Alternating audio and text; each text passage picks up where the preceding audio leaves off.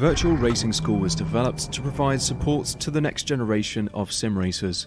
No matter if you're a rookie or veteran or what car or track you'll be racing, our goal is to provide training every step of the way.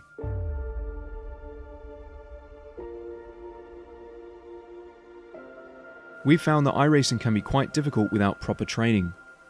There needed to be a way to prepare for on-track racing.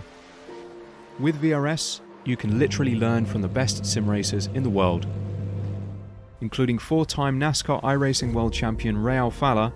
And Ray Alfala is a 4-time champion of the NASCAR Peak Antifreeze iRacing Series.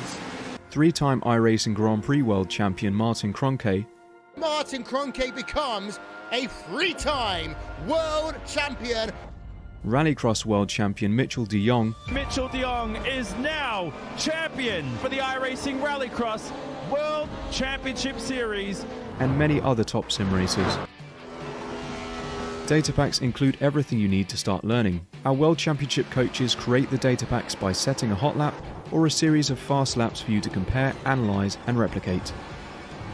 Data packs also include a tutorial where the coach points out techniques they use to hit the fast lap. This gives you access to the latest driving techniques and setups before you even hit the track. Sign up for a free account and download the VRS telemetry logger. With this application running seamlessly in the background, your laps automatically start syncing to the VRS website. From there, you can analyze and compare 2 laps of your choice, whether it's your data, the coaches, or your teammates.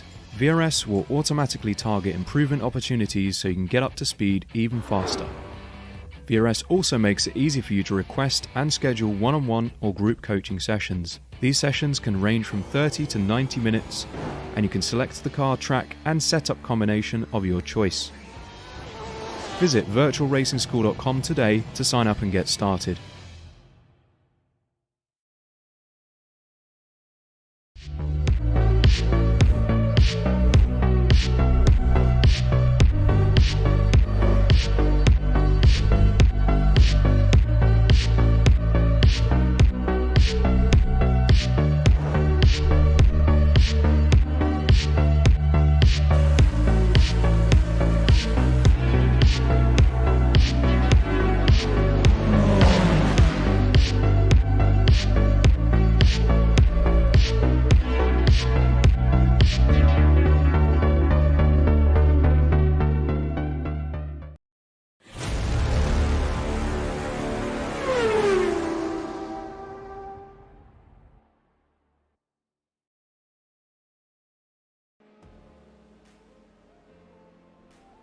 Howdy, howdy, howdy, everybody, and welcome to the 2021 Sim Racers for Mental Health stream race for Epilepsy here at Daytona International Speedway. I'm Austin. I'm joined by Tyler Newitt with Dennis Branch in the production booth, and you're here watching Apex Racing TV. Tyler, 6-hour race ahead of us here at Daytona. It's LMP2s, GTEs, and GT3s. But mainly it's the LMP2s here. Today we got a 16-car field currently signed up there for our LMP2 teams. And then a combined field of GT3s and GTDs combined together. And you know what? It's going to be a very fun one. Yeah, it's a pretty thick LMP2 field here. Lots of times on the board already in practice, and they're really quite close together. Especially at the top, we've got 4 cars within 0.2 of a second, which is just about nothing around Daytona, especially with the tows and whatnot. So looking forward to a good race there for sure. We've got a handful of GTE cars, and there looks like there's a nice spread of driver level there, and of course some GT3 cars as well. So should be a good race for sure. It's the kind of the classic IMSA category layout, so should be fun. Yeah, the classic IMSA layout, it needs to be really told up as the new IMSA rules come into effect next year. We say goodbye to the age of the dodo, I mean the GTEs. And, you know, we'll be seeing some of these GTE cars be only World Endurance Championship exclusives. But, you know, as we look at this Corvette right now, that Corvette GTD Pro coming to IMSA next year. I wonder if we're going to be getting a iRacing scan of that when it makes its debut at Daytona. Well, GTD Pro is essentially GT3, so it wouldn't surprise me if It's just a patch note. well, yeah, if they do what they did with the Ford GT and make it a secondary version. I don't think they have to change the car that much. We know It's in a real new rear life. wing. I do know that. Okay, well, I know they were testing the current car with traction control at Detroit since it was a non-points round. So I don't know that they'd have to change that much. Hopefully we do get it. Always good to have more of the GT3 cars. Oh, as we see a little spin there from Vincent Sora in the Category 5 Esports car. Yeah, it was Category 5 white and Category 5 red running together heading into Turn 1. And then we saw Turn 1, dangerous Turn 1, rear its head, you know, lock up the wheels on the inside line and went across the nose. And unfortunately couldn't save it right there, went around. But hey, practice here. We got an hour-long race ahead of us. Solo qualifying, 2-lap qualifying, and then 6 hours long. And the best part about the 6-hour race, you're going to love this. If you are a simulation fan, you will really love this. No faster pairs. Yeah, that's true endurance, isn't it?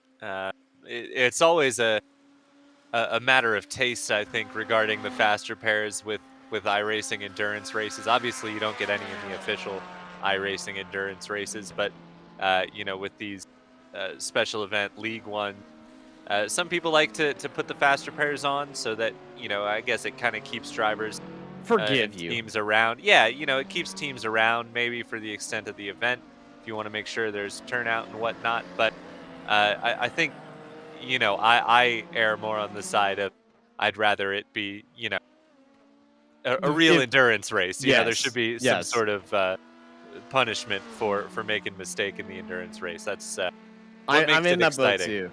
I am in that boat too, 100%. You know, I'm all for driving aggressively at all, but you know, when you just give like people the free pass, just like, I gotta wreck the entire field because I can repair my car. It's not fun.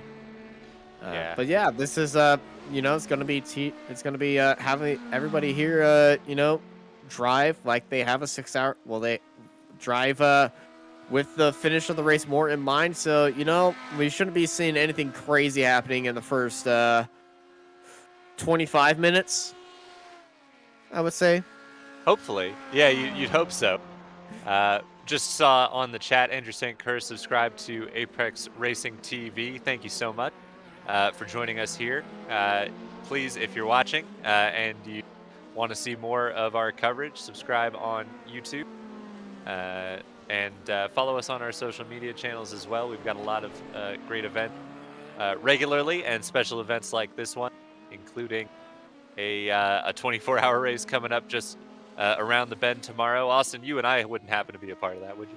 I believe I don't know. This one just kind of creeped up on me. I haven't really heard any news on that 24-hour event around Le Mans because I've been focused on this charity event around Daytona. And yes, this is a race for charity. It is the stream for Epilepsy, part 1 of 2 of tonight. It's a 3-hour stream to begin with, and a 3-hour stream later tonight as well. And if you want to check out the charity, donate to the charity, go to the link that is on your screen, streamlabscharity.com/@simrace for mental health, SR4MH /stream for epilepsy 2021. The link is in our description of both these videos. And you can go make a donation and support the research to fight epilepsy. Yeah, great cause to go ahead and donate to. I saw that they've already had a handful of donations before the race even started, so hopefully we can get some more and drive that donation up. But we are just about to head into qualifying, the waning moments of practice here. Just saw a spin from one of the GT3 Porsche as we look now at Brian Johnson in the Category 5 Esports Team Blue car. That car currently sits a little bit lower than its team cars. Red and white are 4th and 5th on the timing tower. Team blue down in 11th. We'll see if they can pull it up a little higher in qualifying. Yeah, practice versus qualifying time is going to be completely different because, as we were saying, the draft was really helping some cars stay together. So we're going to be seeing the true pace of these cars right now. Unfortunately for the GT3 team of Draft Punk, I believe they'll just be left on their own. Well, it is a solo qualifying effort, 2 laps for everybody. They've got 10 minutes to do them, as we see Draft Punk on our screen now. I love this team name. Great team name, great livery, reminiscent of some of the art cars that have run Le Mans in the past. I love it. But yeah, it'll be fun to watch for sure in that 3-car GT3 field. They were at the back in practice. There's another one of the GT3 cars, the Riddle Rocket Racing solo team. Yeah, this is Ryan Korpalski, and he'll be tackling this race solo for 6 straight hours. So, the Riddle Rocket Racing, they got 2 entries, Riddle Rocket Racing Solo and Riddle Rocket Racing, where the team is in there right now. This is Zach Hall for Category 5 Esports Team Red. They have 2 cars entered here. We saw red and white. 3 cars. There's also blue. Oh, yes, we saw them at the end of practice. So yeah, 3 Category 5 cars. Blue was a little bit behind their 2 team cars, but yep, it'll be 3 from that stable. As we now look at Olivier Bellinger in the Podium Hunters Esports car. I love the gold on that livery, I must say. I'm a sucker for some gold, black, white, and gold, black, gray, and gold. It's just a good combination of colors. It is. They're rocking it pretty well there. Though my color combination on all my cars is gold and blues, white, gold, and blues. So it's just we think along similar lines because I'm very much a gray, blue, and yellow, which is You will love my IndyCar. Oh, I bet. Yeah. Got the whole iRacing paint stable painted up in blue, yellow, and gray pretty much. So. Yeah. Another look at the Category 5 team. This is Category 5 white. Vincent Sora is going to be taking to qualifying there. Don't know what's so funny. Sorry, Austin. I just saw on the chat a couple of comments that the Riddle Rocket Racing Solo is doing the no tires, just gas challenge.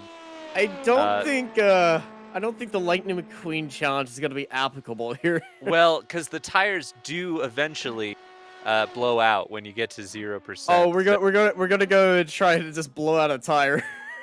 I mean, you can at least triple stint tires in GT3, I think, but you're gonna be pushing it beyond that, so that'll be tough there. You know what? Go for it. I want to see how it's done because we got two drivers in here, and we got 3 GT3s, and they're on the podium automatically. So why not just have some fun with it? Yeah, absolutely. Why not destroy your car? Oh, we've got the first time in its Podium Hunters. And Category 5, 9 1,000ths of a second behind, so already... Driven Motorsports, 53,000ths of a second behind. So all right, three times on the board, all within a 10th of a second, as the Riddle Rocket Racing Solo goes to the top in GT3. Now some more LMP2 times coming in, but that's quite the first 3 times to see up on the board. It looks like it's going to be fierce here. That's a spicy meatball. Class. That is a spicy meatball right there, and I love it. Yes, apparently Draft the Punk first. Go apparently ahead. the no tires was a day for his roommates. Yes, that's where I was going with that, but it'll be interesting to watch for sure. Good to see the team repping my alma mater there, Embry-Riddle, which is in real life just across the airport from the track, but in the virtual world, I don't think the buildings. I've looked before. I don't think they actually exist in the virtual Daytona International Speedway, but we see some more times coming in as Twisted Racing goes to the top of GTE with a statement lap there, over a second over the first of the Corvettes. I need to Team check that rear Carson wing. Hooper. Yeah, yeah, that's pretty fast from Twisted Racing. We were just talking about the balance of the GTE class. Only Corvettes and Porsches in this race, and Twisted is actually the only Porsche. So it'll be interesting to see. We're watching Christopher Beckland from Opel Racing, where he slots in second, still though a half second off of Twisted. So that is going to be a tough mountain to climb for the army of Corvettes there. But it's a 6-hour race; anything can happen, and Yeah. certainly it usually does.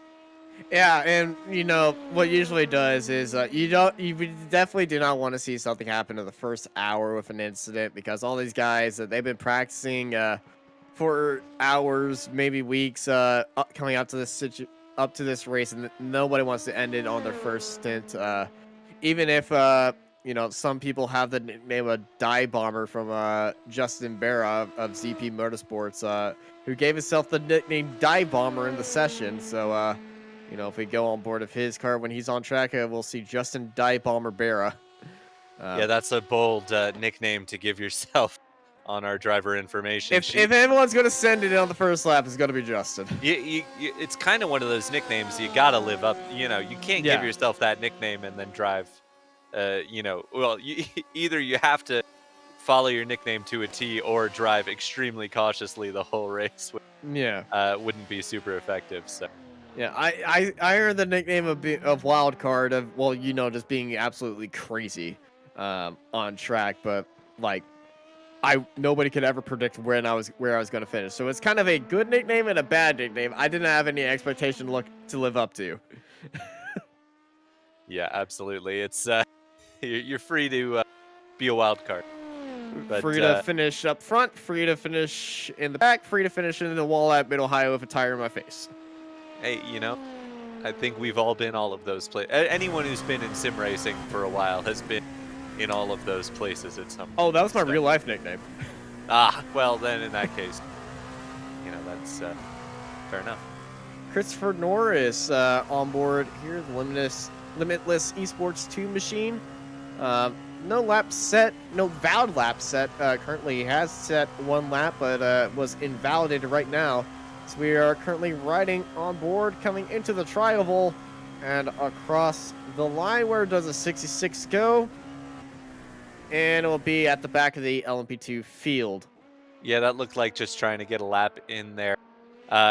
Didn't notice at the time, but Category 5 Esports Team Blue, ironically, the car we were talking about being behind the team car in practice, has gone to the top of the field with Category 5 White in 3rd and Red in 6th. So strong showing from the Category 5 stable. I think you deserve. I think you deserve to give him an apology for that. Well, I was only stating the facts, and they've gone and shown me that you know, that they were a little quicker than they appeared in practice. So we've got the starting grid there for you. I'll grab LMP2's Austin, then you can take the next category. But we've got Brian Johnson for Category 5 Esports Team Blue on pole, followed by Olivier Wait, is this a standing start? For Podium Hunters Esports. It does appear that this is going to be a standing start. Vincent Sora from Category 5 Esports Team White in 3rd. Landon Lacey from EWRL Motorsport 57 in 4th. Mark Whiteley behind them. I've got to get through these quick because of the standing start. Zach Hall, Nathan Sylvia, Gregory Hectus, Stephen Ellis, Troy Salter, Billy Kruska, Justin, that's Dive Bomber there in 12th. Behind them is Jake Fluman, Divin Zimmerman, and Christopher Norris. And then we've got the GT cars, Austin. Yeah, James A. Pierce for Twisted takes the pole, followed by Christopher Buckland, Philip Resch, Scott Rickard, followed by Ryan Karpowski, Wilson Brewer, and Elliot Burton at the end of the 3-car GTE 3 field. And it's green here at Daytona, and this weirdest standing start I've ever seen. Immediately, Oliver Bellinger for Podium Hunters takes the lead, and down to the inside, the number 6, Mark Whiteley jumps up into 3rd place ahead of Brian Johnson, and it's a race heading into turn 1. The LP2's gone, so we got a lot of cones murdered right there, but it's side by side heading through turn 1 right there. Everybody's looking to keep it a clean line heading right now, but it's 2-car race up front as everybody's trying to find their ways. And we got 1 car off in the grass, off into the pit lane. Oh, we got a big crash at the first hairpin. Yeah, there was a backwards facing LMP2 car. That is the number 17 of Troy Salter, who had gone for a spin there. I think Troy was one of the ones we saw in the middle 3 wide, so maybe not all that surprising. You know, I've done a standing start at Daytona and iRacing before in the V8 supercars, and that was pretty tricky. I'd have to imagine if you're not prepared for it in an LMP2 car, it would be considerably trickier. Can we go back at the start of that race to see? I think it was the Limitless Esports 2 car of Christopher Normus or Juan Lazarth at the race start. He got off of the track and just drifted that car and kept it like on the track and did not touch the wall right there. But as I go through the bus, I think it was the Podium Racing Team Argentina car, but I could be mistaken. I think it was Limitless because Podium Racing Team, one of the cars was around, and we already have one towed into the pit lane, and that's the EWRL Motorsports 17 car. But that was the only incident that we had. The Twisted Racing Team heads into the pit lane. The Porsche that put the statement piece on the other GTEs as we got side by side. Big look down to the inside of the 72. I'm wondering if the Twisted car hit the EWRL car that was spun in the I believe hairpin. that might be the situations. Price is paid back. The 14 of Gregory Hectus of Tifosi Plus looks up the inside and retakes that spot for 11th. Yeah, obviously we still got a lot of battles going on, so haven't had the chance to look at the replay yet. But yeah, I'm pretty sure it was the Podium Racing Team Argentina car, Juan Lazart, who was sideways in the first corner, and then I think it must have been contact with the spun EWRL car that set James Pierce back, and he is still in the pit lane. This is a fairly long pit stop. The only other thing I can think of is if he didn't put race fuel in and started on qualifying fuel, which would have been a shame. But he's been in there for a decently long time. I'd imagine he's repairing some damage. Yeah, and I believe it was the Limitless Esports team car because they are losing a lot of speed as the Podium Argentina car passed them around the outside, and you know, these cars that were stuck. I need to say this. I think it was races, endurance races need more standing starts.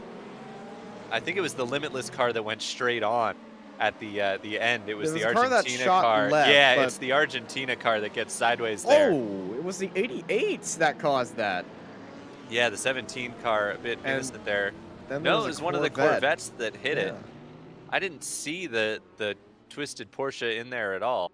Oh, it was Justin Dive Bomber who dived it up the inside. Oh, he lived up to his name. Yeah, the Twisted car is back going now, though a lap down. The Misfit Motorsports Corvette is on the pit lane now, so... in the background, big crash at the International Hairpin. Yeah, that's the Twisted car again. Oh that's my god. The Twisted Racing Porsche. So put it on pole position, but a couple of issues here. This is Billy Kruska. This is the race admin. Yeah, it's a bad place to be stopped. He got some help there. Did he get turned around by the 14? I don't think he was touched. I think he just locked up a wheel. Yeah. Yep, you're right. So easy to do. And that's just a really tough place because you don't want to back up into the racing line there. A certain Delta Wing crash I remember watching happen in that corner James was Pierce of the Twisted team, and he was hit by another car, and boom! Ooh. Yeah, it was the number 7, Tom Senchak in the Category 5 white. Yep, yeah, the Category 5 car just got in there a little deep and caught the Twisted Porsche. Going back to that Turn 1 incident, I remember vividly watching the Delta Wing spin and stall there, or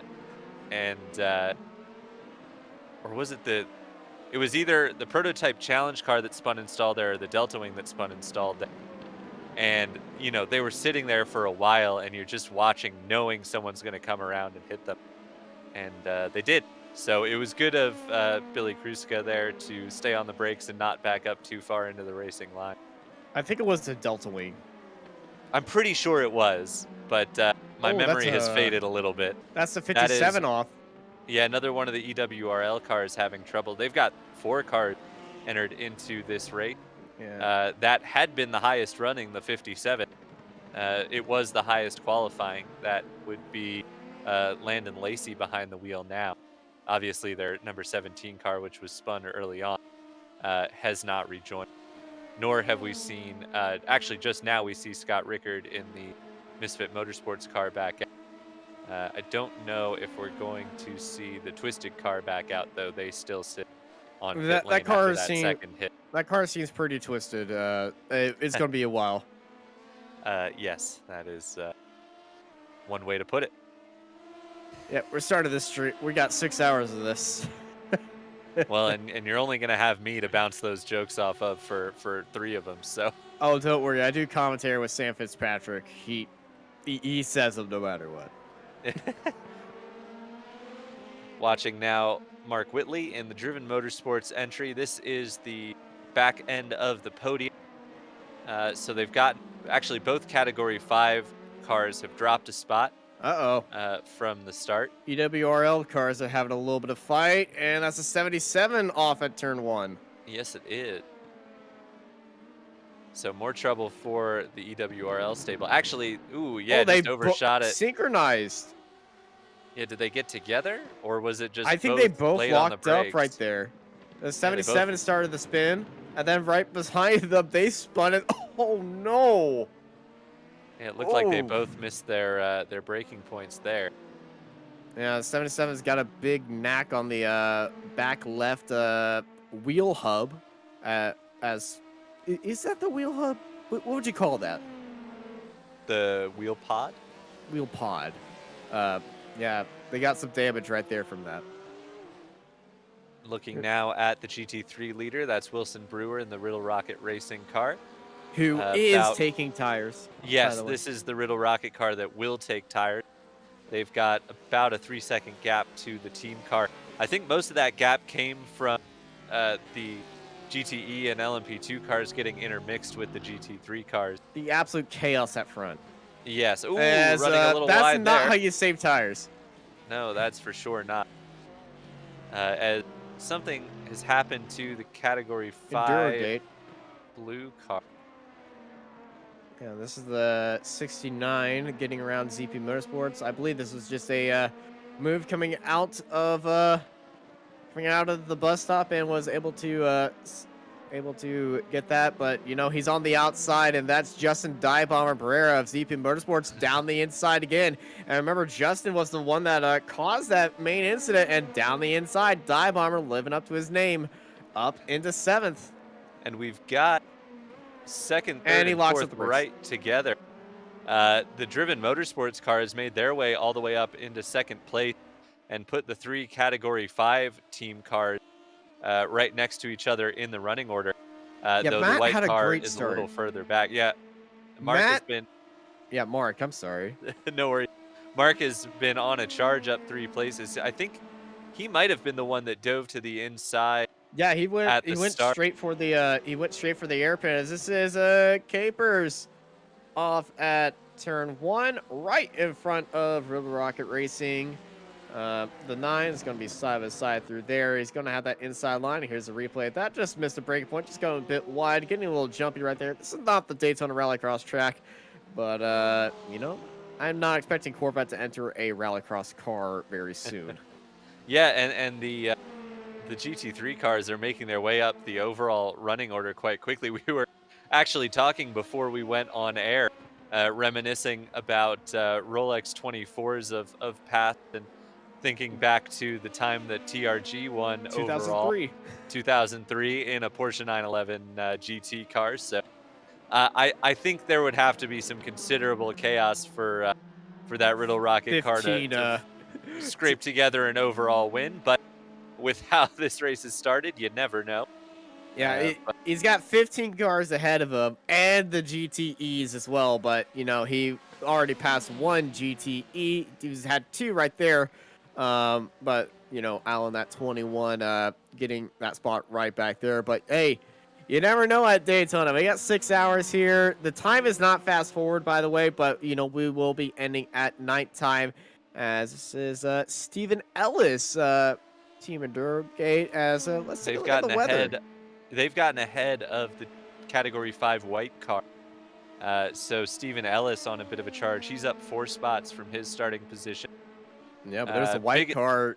That draft is so powerful here. It sure is, and you can see it up front as well.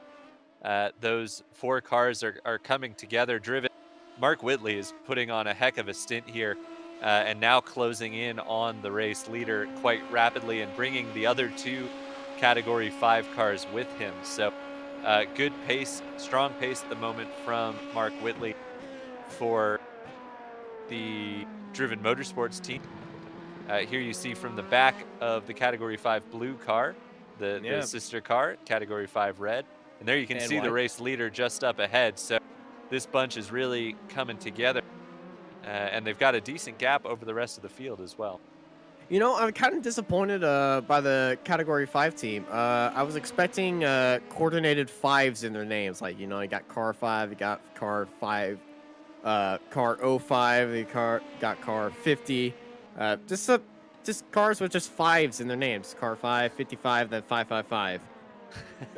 I want to see coordination like that in teams, okay? I mean, very special in that way. I feel like 05 and 50 is, you know. Yeah. Would have been good enough, but it would have been good enough, though. Unfortunately, they didn't coordinate that well, but that's fine.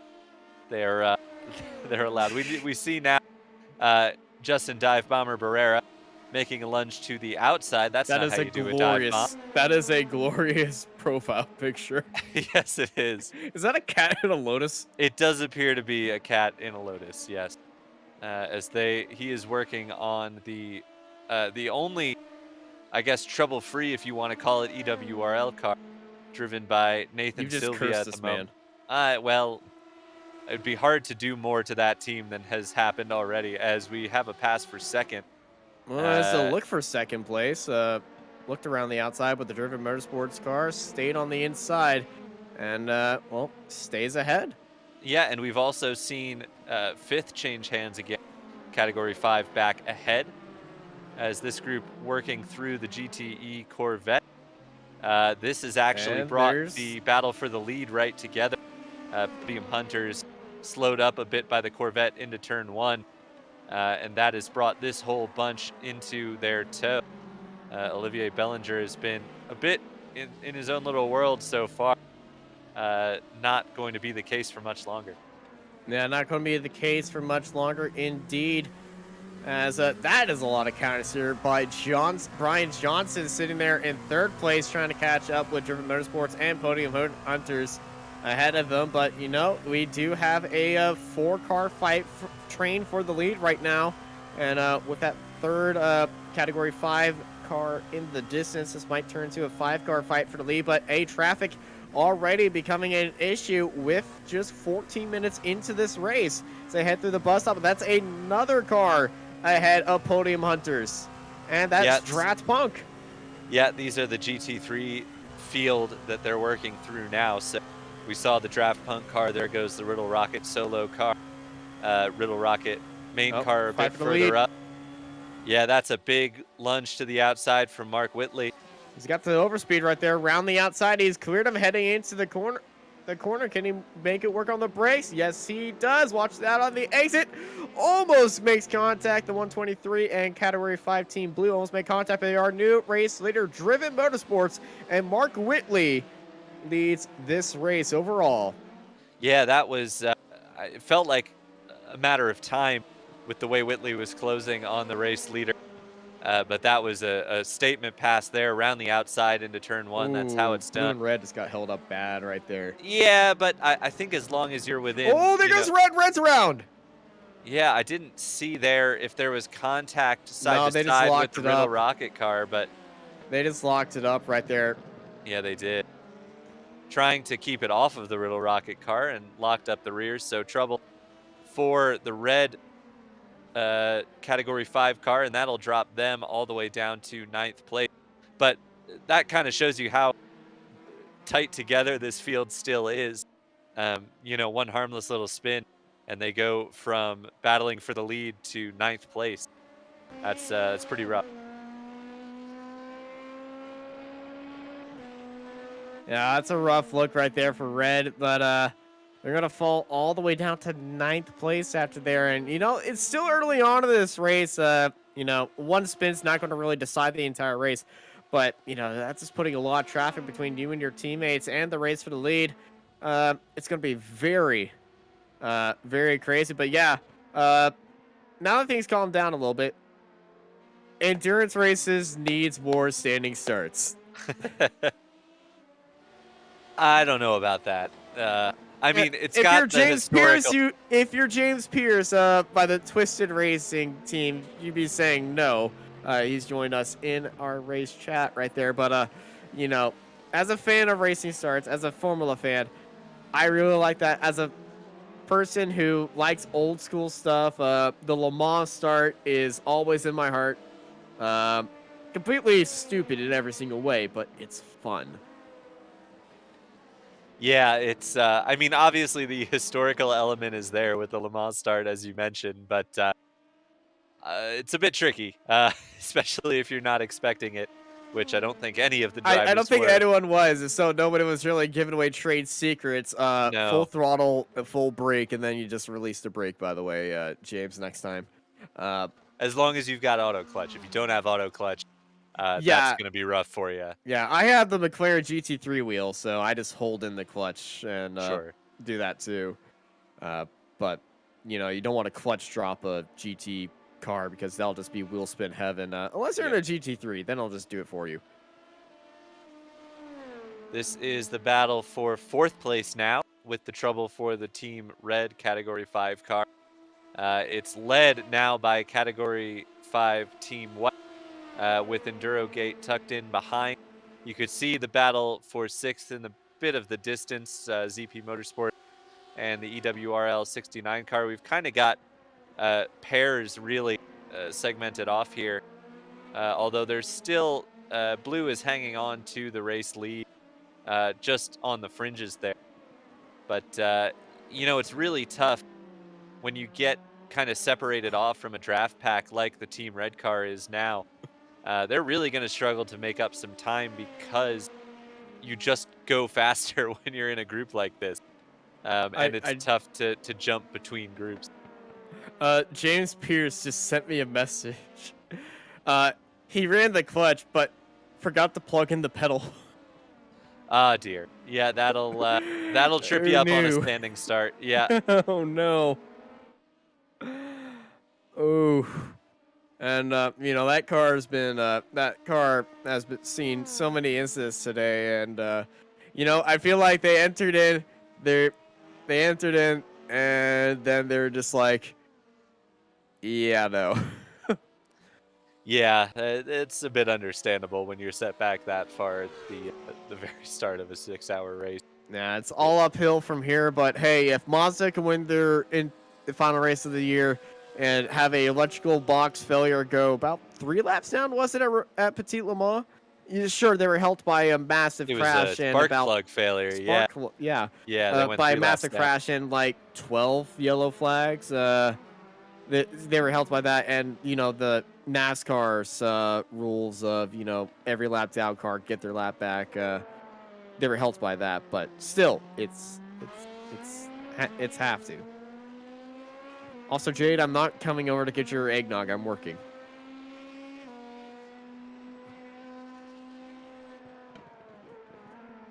Robert Bellinger is, staying in the mirrors of the Driven Motorsports car. And, this is going to be our 2 main protagonists for the race. We got our 3 main teams, Driven Motorsports, Podium Hunters, and Category 5 Esports. Team Blue, our current fight for the lead, and then it's a little bit of a gap to everyone else.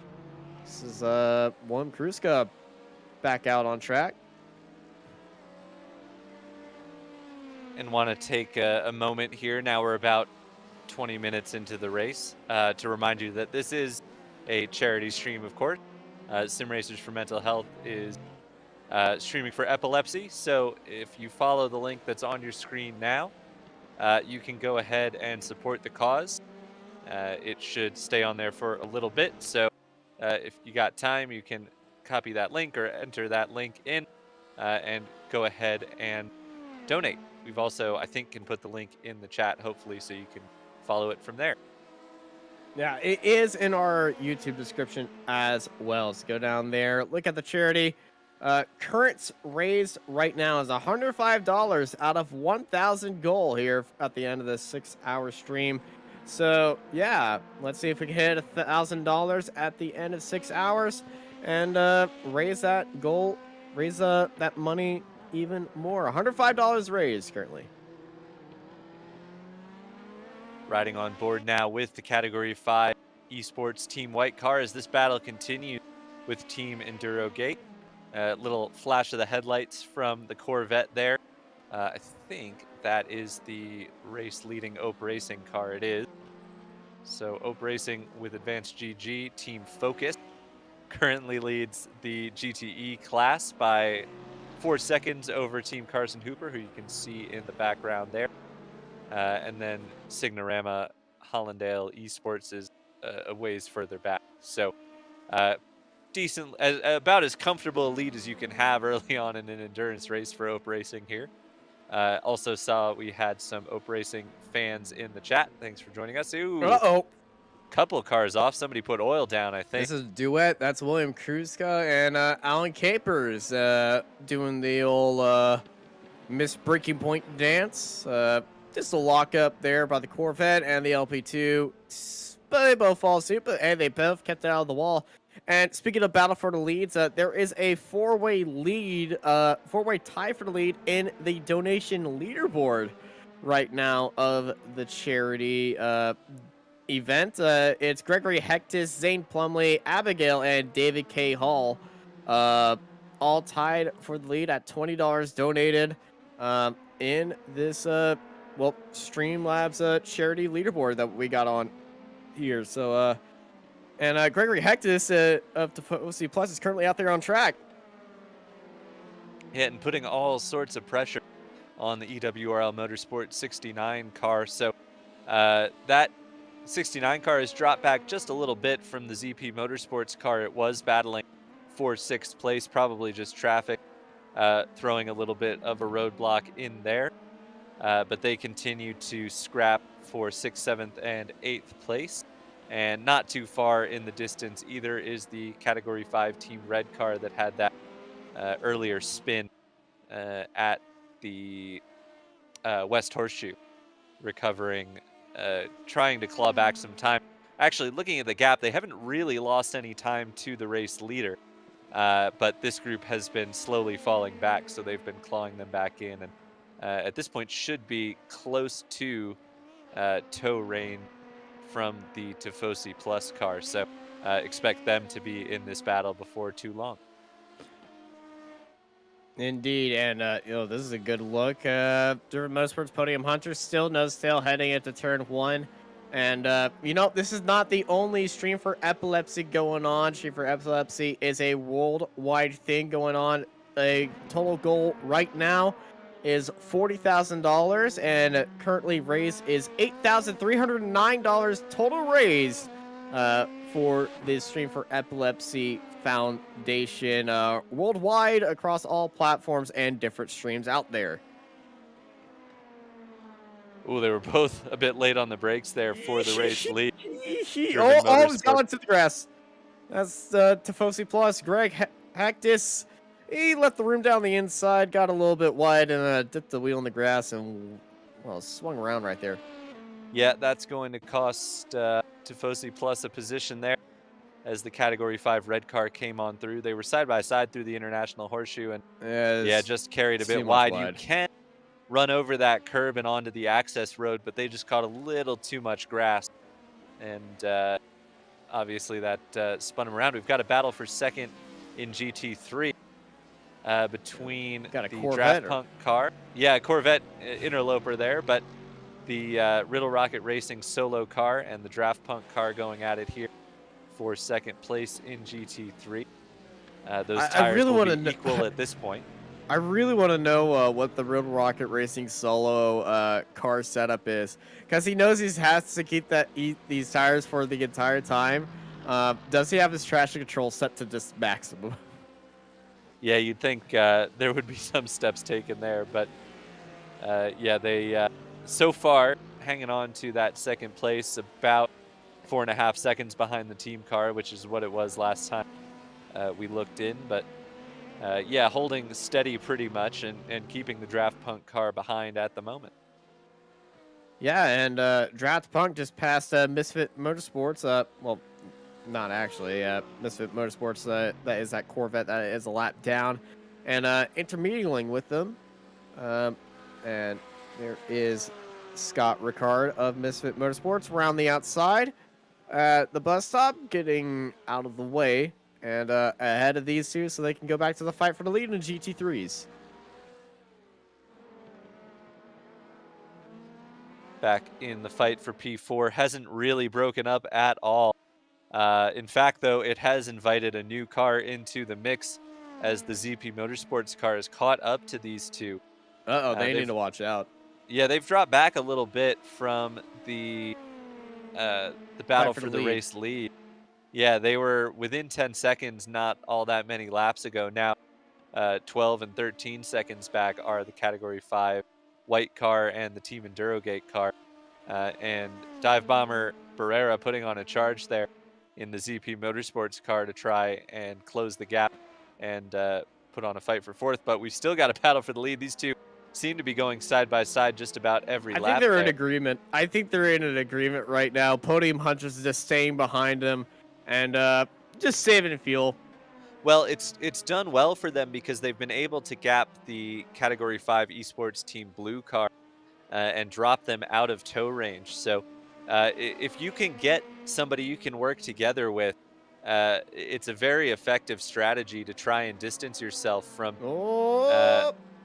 a car that is chasing you. But going side by side through the West Horseshoe, not necessarily the way to do it.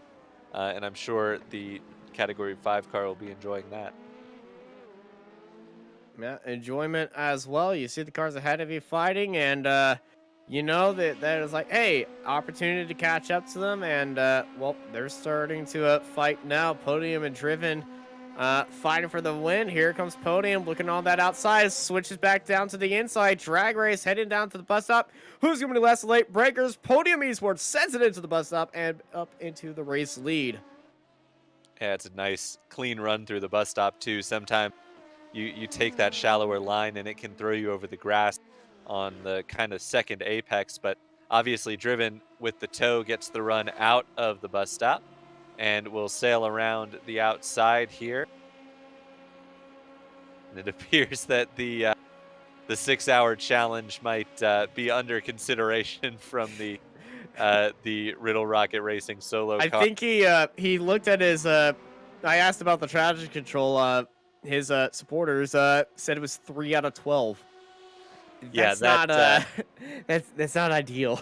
As interested as I am to see the challenge play out, it probably would be better for the cars on track if they don't have a Porsche with 4 blown tires circulating. So you know, I kind of want to see that. Then again, I'm an agent of chaos.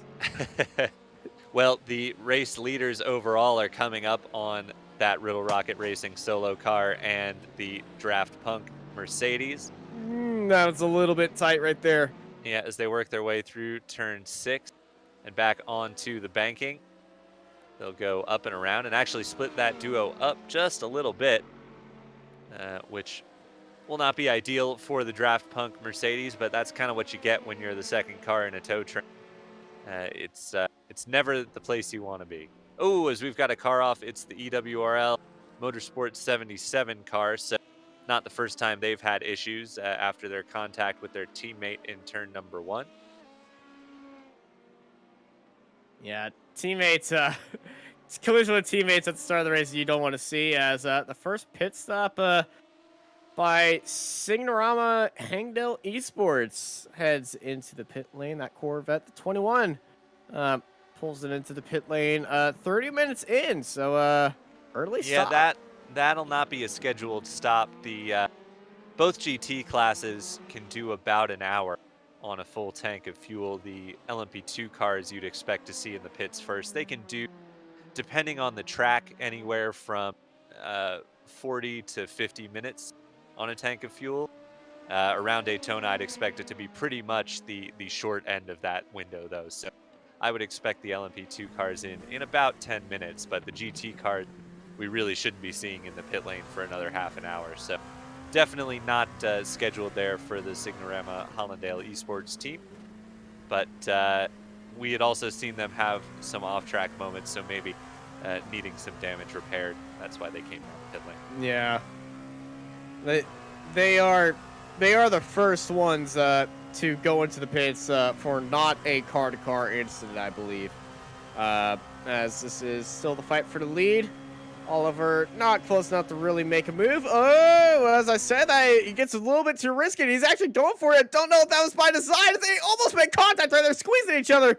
And Oliver Bellegar round the outside, and probably the sketchiest overtake of today for the lead. And hey, Team Blue is back. Yeah, that's not the kind of move you want to be making 30 minutes into a 6-hour race. That's the kind of move you want to be making with 30 minutes to go in a 6-hour race. So, yeah, I don't know if there was Oliver just really some miscommunication in the body language of the car there, or if Olivier was intending to send it a little deeper than perhaps Mark expected. He gave the spot back. Yeah, well, we've seen it with the toe onto the banking. That Driven Motorsports car has a lot of straight line speed. Generally, that's where the position changes hands. So, yeah, don't know if there was just some miscommunication there, or just an aggressive early race move. But we've seen every time that they come through the kink into the Western Horseshoe, the Podium Hunter's car takes a shallower entry into the Western Horseshoe. Doesn't seem to phase the Driven Motorsports car at this point, but it certainly could be something you don't want to see in your mirrors. We've got a big gaggle of cars now, so this is, I believe, 4th through 8th. No, as this is the Limitless Esports car is off into the tires at the bus stop. But I think it is 4th through 8th is all right together now, so that pack is really condensed. So that is Category 5 Esports White leading Team Endurogate, leading ZP Motorsports, leading Category 5 Esports Team Red, leading EWL Motorsports 69. So all of those LMP2 cars right there together, scrapping for the first position off of the podium.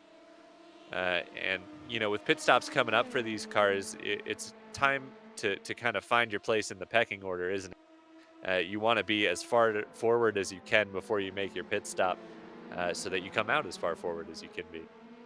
Absolutely, and you know, racing to that pit stop is really going to be keys. And at the start of the race, you just want to go as long as you can and trying to get some spots up there. But you know, later on in the race, if you're really in a tight bind, we might see somebody try to see on how long maximum that they can go, so they go to the pits as early as possible, and you know, try to get a little undercut in there on the rivals. Yeah, it's a lot more interesting strategy, to be honest, for the LMP2 cars, because it's not a clear cut, you know, on the hour pit stop like it usually is for the GT cars in the endurance races. So there is some room to play with for the strategy. You know, you mentioned the undercut, things like that. There are different routes you can take, and they also tend to be a little kinder on their tires than the GT cars. So tire strategy will absolutely come into play. That's what. Speaking of tires, right now the track temperature being at 101 degrees, it's really going to be cooking these tires no matter what they do. And, you know, I'm pretty sure the Riddle Rocket Racing Solo team is looking at that. And preparing the ice packs for the tires whenever they go into the pit stops while fueling up. As we cross the 35-minute line, as the fight for second place gets side right there. There's contact between Podium Hunters and Category 5 Team Blue, and they do a little bit of a bump and rubbing right there as your Endurogate heads into the pit lane. Yeah, And first of the scheduled stops, I would imagine this is a little bit on the early side, but that's pretty much what these LMP2 cars can do. So like 45 Team minutes, Endurogate, I believe. yeah. So you mentioned the undercut, maybe Endurogate trying to get something here, although you wouldn't expect them to change tires on this stop. Certainly, I would expect everyone to at least double stint. But I'm expecting double stinting to happen more at the end of this race than at the start because of the current air temperature. yeah, even given the track temp, at the Rolex this year, we were quadruple stinting tires on the LMP2. So Yeah, but y'all I are would insane. I would imagine that you can at least stretch them one stop and get a double stint out of them. Maybe I'm wrong. I know they've done some updates and tire wear has changed a little bit since January, but certainly they are pretty gentle on the tires. CKD3E Autosports is also in the pit lane, but I would expect the undercut not to be that good if you're not taking tires, because these LMP2 cars are fastest when the fuel The is leader's out. heading in. Indeed, they are. Pretty much everybody. So it was really only a lap early for that Team Endurogate car. Yeah, these guys are only doing 36 minutes, so can't even hit the 40-minute mark. Well, pretty as much anyone in the LMP2s. Yeah, as the first set of pit stops happen, right? Ooh, watch out, Red. Red and White making contact on pit lane. Inter-teammate rivalry is going on right there, but yeah, little contact between teams. As the first round of pit stops happen, I want to give a shout out. This is the stream for the Epilepsy program, stream for Epilepsy, and we have a few representatives from there in chat right now. We are all racing here for the stream for Epilepsy. It's a global multi-stream organization right now, and we're trying to raise $40,000 in total throughout all of everyone supporting this charity right now, and our goal is currently $8,000.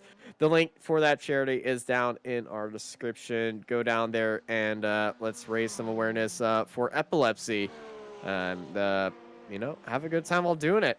All right, Austin, are you ready for some strategy talk? So That an undercut that Endurogate's doing? No. Everybody in LMP2 took fuel only except Podium Hunters Esports. Ooh.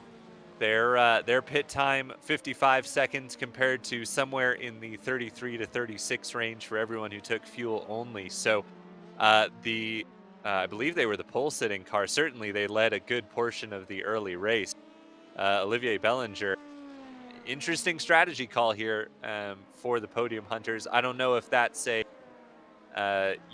can't double stint the tires, or they just maybe didn't plan their strategy out like some of the other teams here, but that's going to hurt them for sure. They currently have gone from where they were running in second or third down to 8th place here. Well, it's going to put them on a different strategy. If everybody double stops tires in that final hour, everybody at the end of the race would be on the most worn tires. Podium Hunters will be on the newest tires, because if you think about it, they can only go per 1 hour 2 stops if that is the case. And if everybody goes for tires when they are not going for tires, they will have the better pit stop. And if everybody is on older tires and they do go for tires, they will have the advantage in traffic and gaining through the track. So it makes sense when you think about it, but it is a gamble. And speaking of the gamble, the early stop by Team Endurogate, they went into the pits when they were down in 8th. They jumped up into 4th.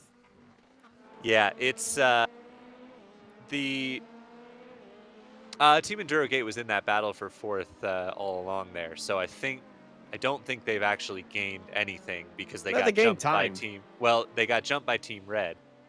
They did gain a little bit of time to the race lead. Team Red actually gained considerably. They had the shortest pit time of anybody at just under 33 seconds. But going back to the Podium Hunters Esports team, the key there is even if you will have fresher tires at the end, you are essentially taking an extra set of tires over the course of the race. So basically, they lost about 20 seconds taking the extra set of tires. So you have to be confident. Oh, as we see, that was one of the EWRL 77. cars. That's the 77 again.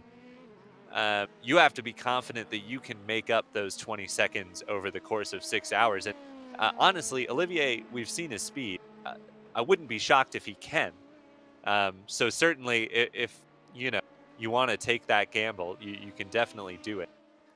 The real trouble will come if they can't double stint at all, and they're having to take tires every time. That could spell trouble for them. But yeah, it certainly could be a gamble that pays off, and it doesn't hurt to be on a different strategy from everybody else. But we're gonna have to wait and see on that one, I think. As this is the 88 of the ZP Motorsports car, Justin Die Palmer Barrera, and I'm going to try to name that profile picture by the end of this broadcast. But I'm currently leaning on Pastor Maldonado. I don't think you can top that. I mean, it's perfect. It wouldn't surprise me if that was what was in their mind when that picture was created. Well, they don't have a lot of drivers to pick from. They got Kimi Räikkönen, Romain Grosjean. Romain Grosjean is the only other one I can think of, but Dennis is not happy with that pun. Well, Dennis isn't on comms, so And Eki Kovalainen as well. Eki Kovalainen. Dennis can stew quietly while we. I feel like I'm about to be removed from the comms box forcefully. I don't know. I've made as many. He can't kick us both out because then he'd have to call the race himself. This is true. This is true, but I think he might be doing the stream a favor in his mind. Perhaps. Anyway, back to the racing on track. We see Podium Hunters working to make up that 20-second deficit from taking tires on the pit stop, going around the outside of EWRL Motorsport number 69.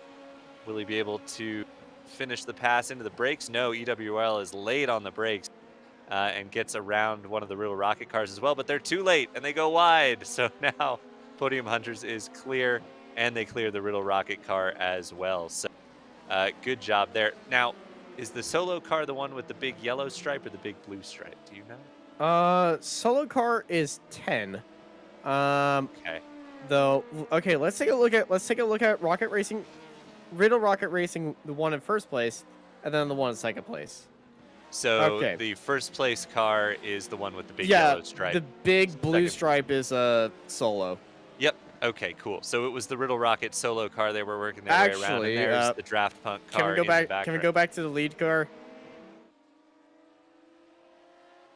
It's the same livery. It's not. The bigger stripe on the hood is yellow on this car, and if we go back to the solo car, the bigger stripe on the hood is. I am 100% sure. Because for me, it's the exact same livery.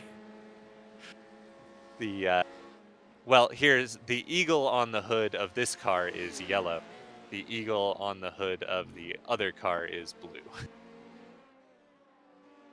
As we see a pass for the race lead. I'm Category 5 crazy over here. Esports Team Blue trying to work their way around Driven Motorsport here. So Brian Johnson, after being dropped, there was a little contact there as they were working their way past the Signorama Hollandale Esports Corvette. Brian Johnson, after being dropped from the draft when it was Driven and Podium Hunters fighting at the front, had worked his way back into it before the pits and has now worked his way into the race lead for Category 5 Esports Team Blue. This is the original pole sitter, though Podium Hunters did lead most of the start of the race. But Category 5 Esports Team Blue did start in first, and they found their way back.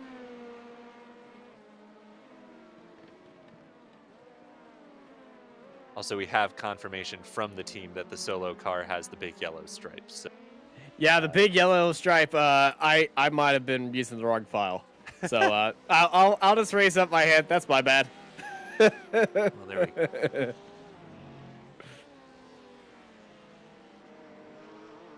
Looking now, once again, at the Riddle Rocket Racing car.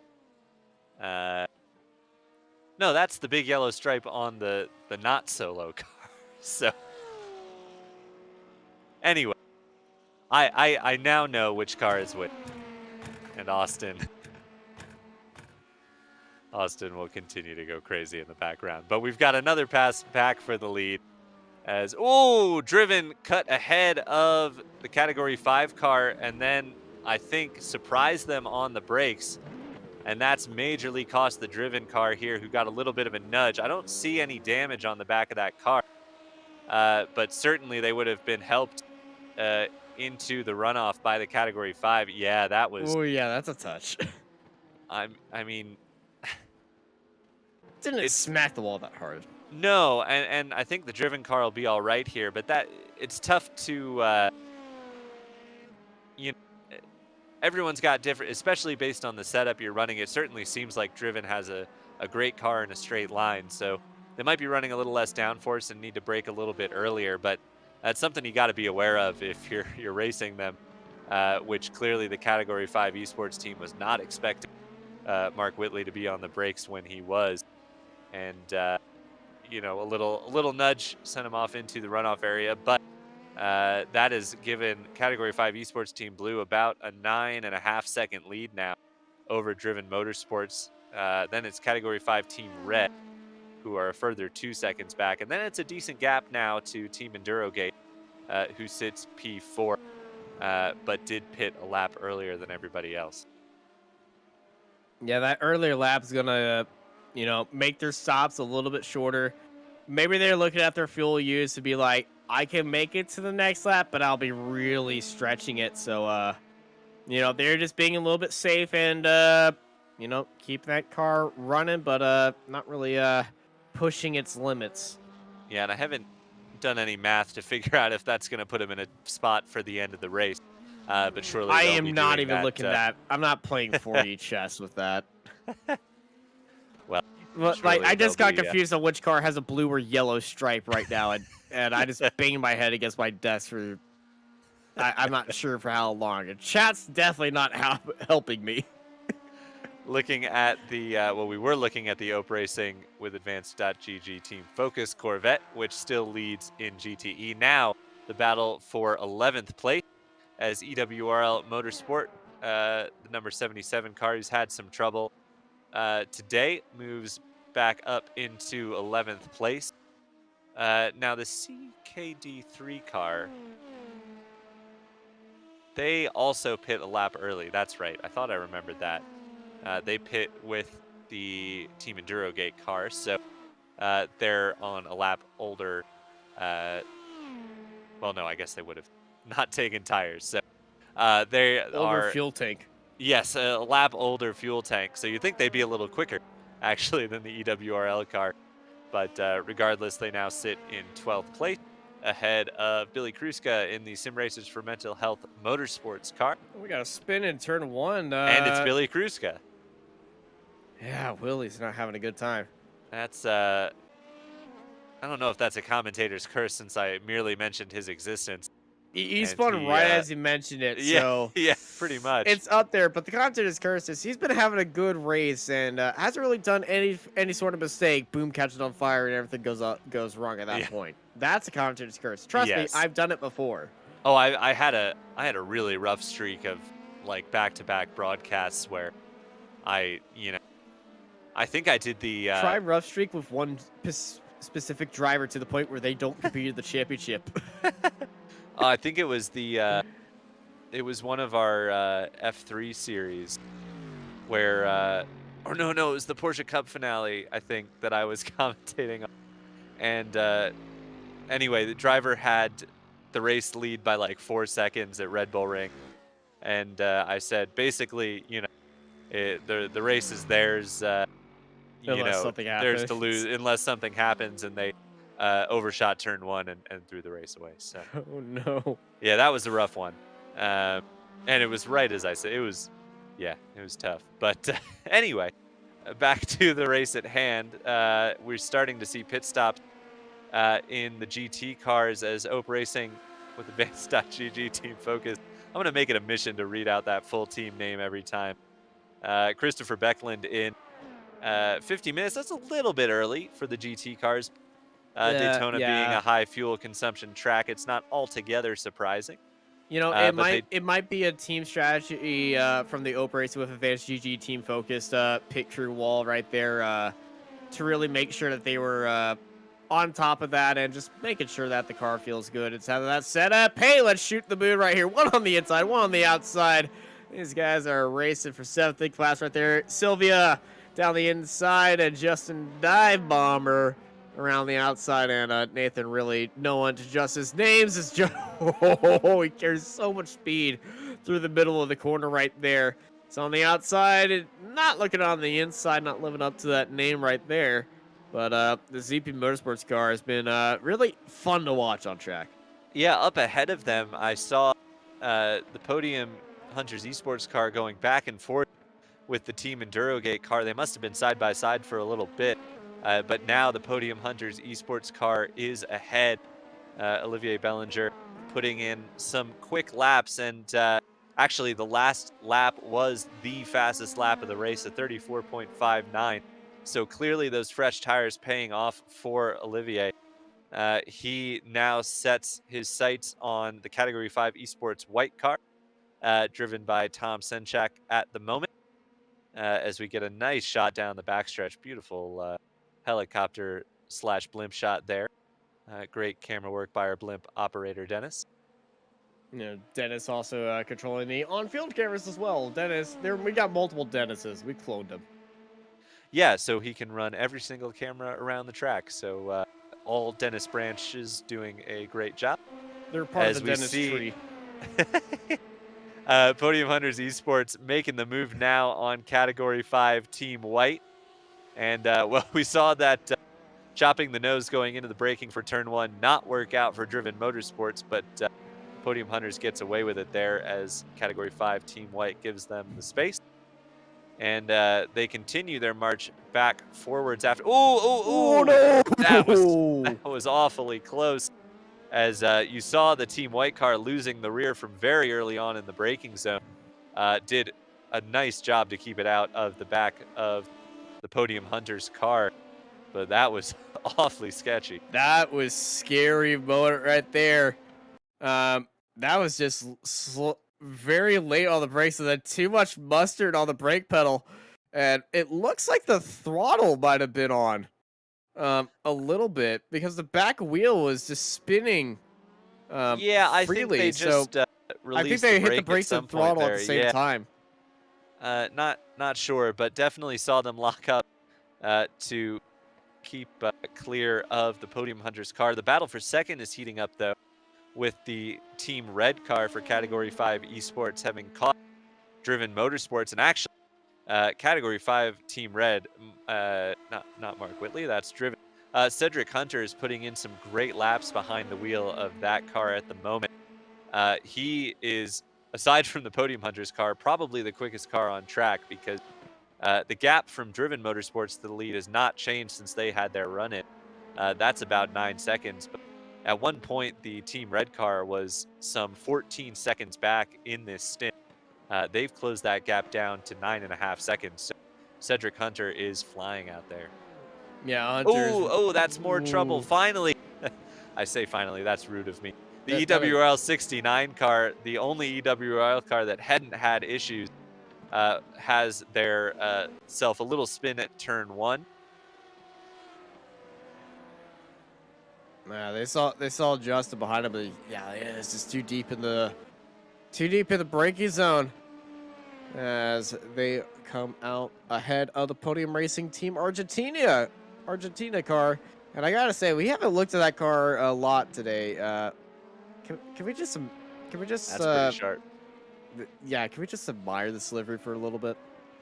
Well, and this, remember, was the car that was sideways in the opening corners in the grass and just barely kept it out of the wall. It's still Juan Lazart behind the wheel of that car, and he's done well. Up 14 spots from where he started the race, which actually I think was behind some of the GT cars. So Juan doing well here, has moved his way into the top 10 overall. As the Riddle Rocket Racing car, the one that had been leading, the number 9 is in the pit lane, handing the lead to the team car. That's about right for the GT3s, though a little early for the standard stopping on the hour strategy. Well, they are taking tires. Remember that. Yeah, probably not every stop, though. Not every stop, but you know they have another entire team set of tires just waiting over there at that team. Yeah, of note though, Austin, the Ope Racing with Advanced.gg Team Focus team. Nice. They lost the lead, pitting at around 50 minutes into the race. The Team Carson Hooper Corvette, driven by Philip Resch, not Carson Hooper, currently leads the GTE class and has not pit yet. So they are evidently trying to stretch that to the hour mark. Maybe that's been the plan all along, and that's why because they were some, I think, 20-ish seconds off of the Ope Racing with Advanced.gg Team Focus car when they entered the pit lane. So maybe running a strategy of saving fuel and trying to have one less pit stop is what Team Carson Hooper is going for. Yeah, it's absolutely a the tires. Taking tires is always a gamble, but the only way that we can say it's better as the Riddle Rocket Racing solo car heads in for their gas and go, and Draft Punk follows in their draft right behind them. Yeah, it was a 41-second stop for Wilson Brewer in the first of the Riddle Rocket Racing cars. I don't think they took tires. I don't think they took tires either. That's pretty quick. If we could actually keep the camera on the GT3 cars for this pit stop, Dennis, we'll see if they go up on the air jacks, but I'd be a little surprised if they did. Also, Philip Resch from Team Carson Hooper is in the pit lane just a bit before the hour mark. So if their target is to hit the hour, they're not quite making it, but still went quite a bit longer than the Ope Racing with Advanced.gg Team Focus car. Yeah, and they just took fuel and went as well, and gas and go. Ryan Korbowski, gasses in and goes. As, so Wilson definitely Brewer. double stints from all of the GT3 cars. Actually, let me double check. Yep, everyone round about the same pit stop time. It was actually a little longer for the Draft Punk car at 44 seconds. So not making their job any easier with that longer pit stop, but nonetheless, they continue out in pursuit of the Riddle Rocket Racing solo car.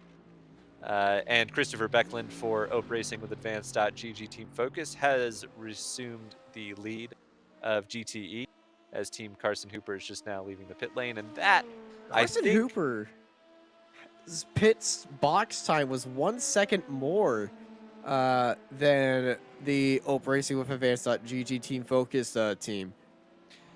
Yeah, that's a little surprising. You would expect it to be a little bit longer, figuring that the Ope Racing with Advanced.gg Team Focus car would have taken less fuel, having stopped so much earlier. But not that long. No, well, it was about 10 minutes roundabout, so that amounts to some, 5 or 6 laps probably. They might have had a little bit of damage needed to be repaired. I know windshield tear-offs add a little bit of time.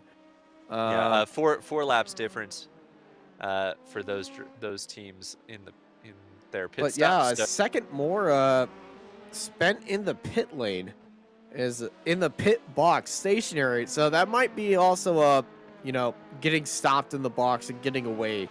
Yeah, I mean, I would figure that the Team Carson Hooper car would be in the pit lane longer because they'd have to take more fuel. Actually, I think that gap I would have expected it to be a little bigger. So it means Team Carson Hooper did some good fuel saving there. throughout that first stint. We ride on board with Dive Bomber Barrera as he gives us a nice look at the rear end of Tom Senchak in Category 5 Esports Team White. This is the battle for 6th place.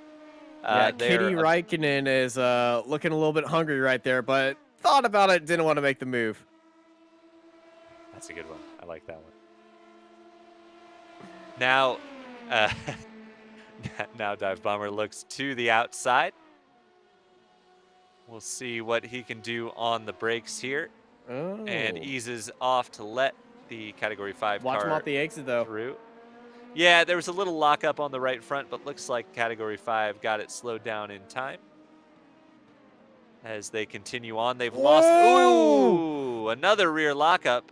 The slide job attempt. We saw it right here. That one worked out quite a bit better than, well, I suppose it was the Team White car that we saw earlier have the same issue. Yeah, and, you know, this was an overtaking maneuver. That's the first time I've seen a LP2 car try to pull out the dirt oval tactics right there, but he's still on the back of him. Yeah, he almost made it stick, really. Yeah, if he made that stick, I would have applauded that so many times. This duo is dropped off the back of Team EnduroGate, who are kind of in their own little bubble. They're about 5 seconds behind Podium Hunters, and they're about 4 seconds ahead of this battle here. So Team EnduroGate sitting comfortably in 5th. Podium Hunters, I should mention, with those fresh tires, has also continued to close that gap down to the race lead, but not by all that much. It's sitting at about 16 seconds now. It was, I think, 18 and a half last time I looked. So still making forward progress, but not enough really to justify that tire stop as of yet. We'll see how that strategy plays out over the 6 hours. Yeah, and we're 1/6 of the way through here. 1 hour has gone by right now. And here is your field rundown. Category 5 Esports Team Blue is currently leading by 10 seconds ahead of Category 5 Esports Team Red. Then in the fight for 3rd place, it is Driven Motorsports. Just staying a little bit behind the Team Red, but they are 2 seconds with them. Slightly behind them is the Podium Hunter Esports in P4. They're followed by EnduroGate. The fight that we are currently following, Category 5 Esports Team White versus ZP Motorsports in 6th and 7th. Behind them is the EWRL Motorsports Team 69, then Podium Racing Team Argentina. Tifosi Plus is down in 10th place. Then they're followed by CKD3 Autosports in 11th. And then it's the EWR Motorsports 77 car that has a few fans in chat right there.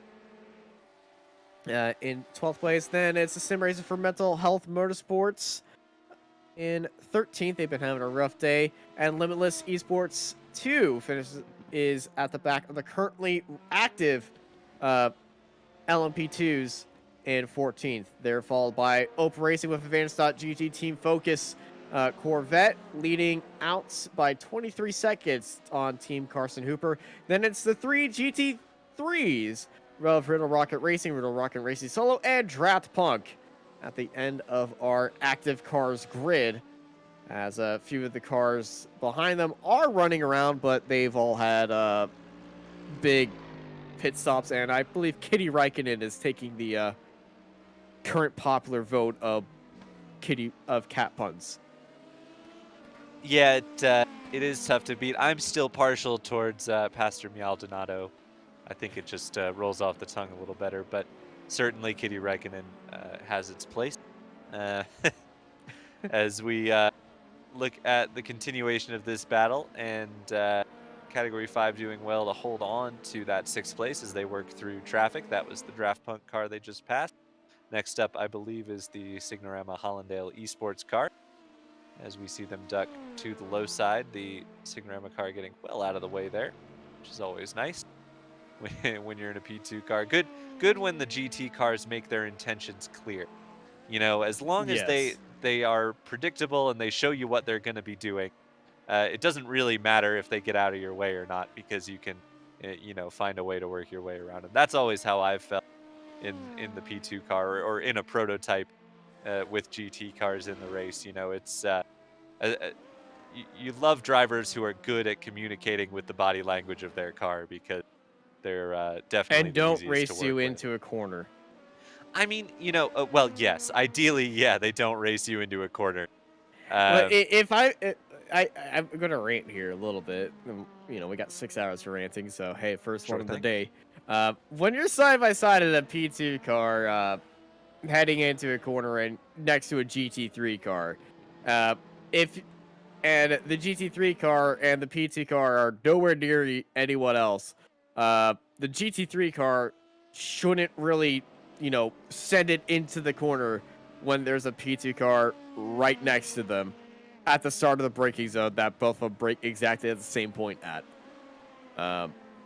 But, I've had my bad luck with that situation.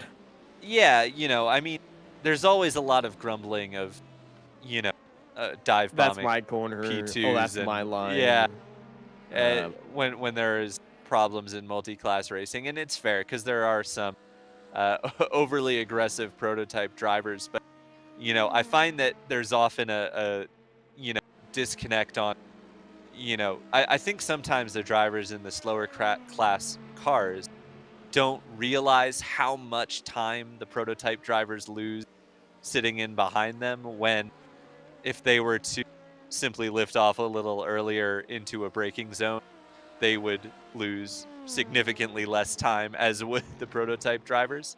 Walk a mile in Uh, their shoes, GT3 drivers, the GTE, and you'll understand us. And, I was a GT3. I'm a GT3 guy through and through. And, I did this entire season of LP2, and I completely understand the anger now that a lot of people have to me being extremely slow, the slow class. as there was Ooh, that's a massive lockup nearly right a contact there. That was the Podium Racing Team Argentina in that beautiful livery on the Dallara P2. I mean, it's I think everybody should try, being in the faster class and the slower class at some point because it really Find is your just cup a of matter of, it really is just a matter of knowing what the other cars are capable of and where they lose their time. And obviously it's not feasible to practice, in every class for every race, but it's usually in every incident in multi-class racing, there's something that could have been done by both of the drivers involved. Yes. It's very rare that there is a pure one-sided incident that couldn't have been avoided by the other, one of the drivers. It certainly happened, somebody missing their braking point or just running into the back of somebody. But it's a lot rarer than you would be led to believe. 100%. There's always two cars involved in an incident, and each of those two cars could do something completely different to avoid said incident. And like you said, one could broke earlier, one just missed a braking point, one might have just not seen the other car right there. And all those are valid facts. And when I got onto iRacing, I already knew of the meme on iRacing. Ooh, that was a little bit tasty right there by Juan. Almost making contact with the, was that Solo? I happened to be checking the It chat was at the Riddle time, Rocket so I Racing. did not see who it was. Yeah, it was Riddle Rocket Racing, not the Solo car. The colors Yep. were, oh gosh, the colors were the yellow stripe, which Big was yellow not the Solo stripe car. is not the Solo car. No matter what Nicholas says in chat, don't trust. Oh, that as was awfully Tom close. locks up, and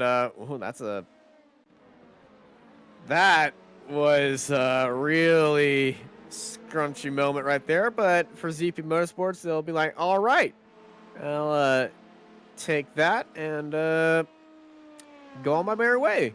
Yeah, it was a long work in progress for ZP Motorsports, but finally through is Dive Bomber Barreras. We've got the 77 car with another trip through the grass, and this time they've got a cone that's come along for the ride. Oh no.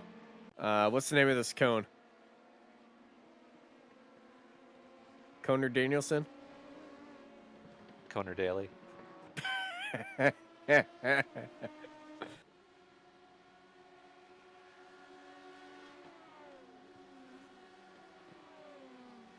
is Willem Kruska heading into the pit lane. And hey, LMP2's back pit window. Yeah, it's about that time again, isn't it? They it comes a lot quicker than you expect with the LMP2s, but certainly it has been another roughly 35 minutes. So yeah, we start to see LMP2 pit stops, and it's as good a time as any to mention that it is time for you to donate to the Stream for Epilepsy. That's who we're doing this for. You can see the donation link on your screen just about now. So please, if you haven't yet, go ahead and donate. Or if you already have and you just want to donate some more because you're that kind of a person, it would really, it helps out a great cause. As someone who has had personal struggles with epilepsy, it's not fun for anybody, and certainly any of your donations are going to help out people who have a tough go of it. So, yeah, we're currently sitting at $115. $10 were just donated to our goal of $1,000. That improves the worldwide donation up by $10 more as well for the Stream for Epilepsy program. And this is a season 1 of multiple things, so there are level up incentives for the this charity event. More stuff donated, and the more groups get in return, like swag bags and stuff for your graciousness, kindness, that graciousness. That's not a donation. It is a word. It is a word. It is a word. Gracious. It's just not for donating. We are once again seeing Team Endurogate in before the rest of the LMP2 field. Well, that's because they have a smaller fuel tank. Yeah, seemingly, yeah. We'll see if the CKD3 eAutosports team that was also in early finds their way back down pit road on the same lap once again. And they're taking tires.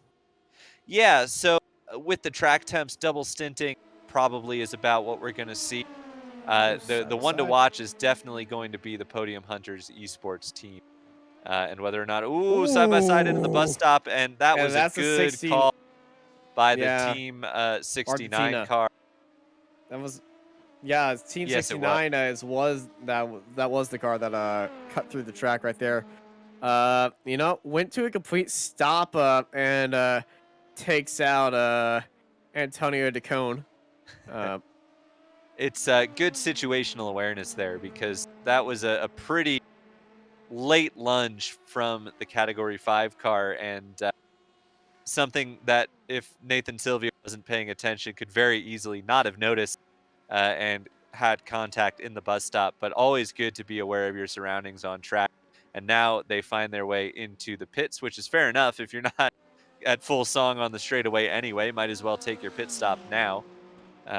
Does appear to be a lap before the rest of the P2 field, but nonetheless, they should be all right strategy-wise. Here we've got a couple different GT classes going side by side. Team Carson Hooper around the outside of the Riddle Rocket Racing solo car. I know that because it's got the big blue stripe on the front. For Austin's benefit, of course. That there doesn't seem to be a huge speed differential between the GTE cars and the GT3 cars, as that was a big wiggle. That's a tail slap right there. And that has definitely knocked the alignment out on the Team Carson Hooper car. Yeah, we got a crab out on track. I know we're close to the beach, but it's not that type of crab. But we are joined in the booth by Willie. Willie Kruska is out there on track right now. Currently 2 laps down, but host of this great race and charity. So, Willie, how are you feeling? I feel like I still suck at road racing. How are you feeling about the charity? and the show up for tonight, the turnout? Pretty good, actually. We had like 30 sign up and I think like 24 join, so it honestly wasn't bad. A lot of LMP2s, though. Yeah, the LP2 field is a little bit stacked right now, but hey, they do provide for a very fun time of running into the pit stops almost every 30 minutes, so they do keep us on our toes. They really do. Some of the racing's been fun. Let's talk about that opening lap or the standing start. I've always said standing start should always be in endurance racing because I'm a crazy person. Walk us through that standing start process. It actually wasn't even supposed to be standing. Like, I wanted to put it at rolling, but I saw it was standing, so I was like, whatever. Like, it should be fine. But it was honestly better than I expected. I think we only had like one spin, but I could have been more aggressive. I felt like gave up a little bit too much time, but it's all good. All good, all smiles. Everyone's here for charity, and everyone's here to just have some fun out here. Tyler, do you have any questions for Willie? Well, you know, we saw you have a couple of spins there. We also heard mention the track temp pretty hot. How is the tire management for the P2 cars? We saw just about everybody double stint except the Podium Hunters car that first round of pit stops. Is it tough to manage the tire wear as the runs go on there? No, like honestly, our percentages were pretty good. I just don't know why. Like every so often, I would just get loose for some reason, or it would lock up. But other than that, I honestly thought it was fine. I think it's just the track temperatures. Maybe it's getting hot or whatever. Yeah, fair enough. It's certainly some struggles. How much longer? How much more driving do you have in this race? My teammate's gonna go in for a couple stints, probably 3, and then I'm probably gonna head in, and then he's probably gonna finish. Gotcha. Well, thanks for joining us in the booth. Is there anything you want to plug before we let you go here? Yeah, thank you for streaming for Epilepsy. I guess you could say they're supporting, well, not supporting, but, you know, being a part of it. You guys for broadcasting, everyone watching. Should be a fun race to the end. I know last year was really fun, so it should be the same thing. Fantastic. Well, thanks for joining us in the booth, Billy, and we will hopefully talk to you sometime later on. Yeah, no problem. Thank you. And it's always nice when drivers allow themselves a little bit of time to chat and drive at the same time. I know they've been having a rough race, but you know, it's oh boy, and that is a big hit into the wall right there. That's ZP Motorsports. That's Dive Bomber Barrera. And I was just about to make mention, Austin, we saw the round of pit stops for the LMP2 cars. Really interesting mix of strategies. ZP Motorsports, one of the teams on a triple stint now. They did not take tires once again. Category 5 Blue, you're right, also on a triple.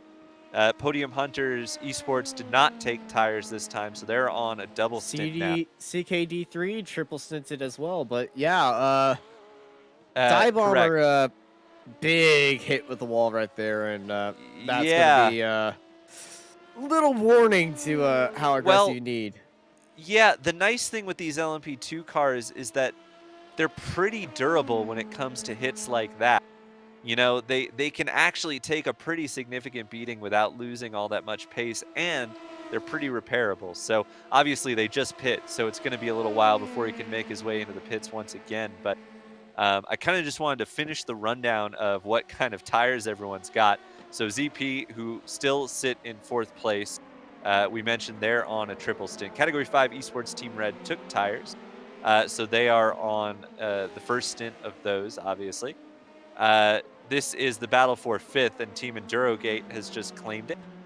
They took tires, so they are on the first stint with those. Tifosi Plus did not take tires, so I believe they are on a triple as well. I'm pretty sure they did not take them on the first stop either. Behind them, Category 5 Esports White took tires. So they are on a single stint, or on the first stint here. Then it's all tires for everybody except the 20 car, which is the 11th place CKD3, who we mentioned. So they are on a triple stint.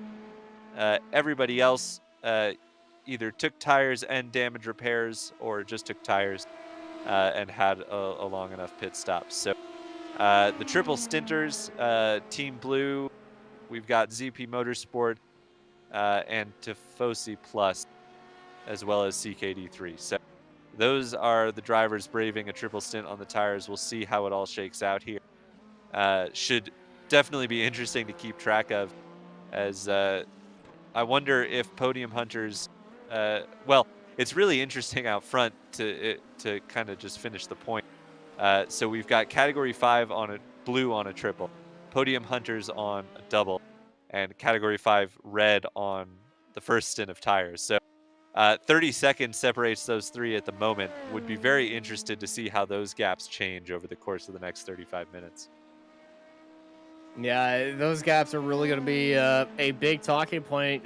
You see, because the temperature is going to be, it's going to be a big talking point. So double or triple is really going to be up for debate. You are going to be gaining that time if you're triple sitting, but losing that time out there on track as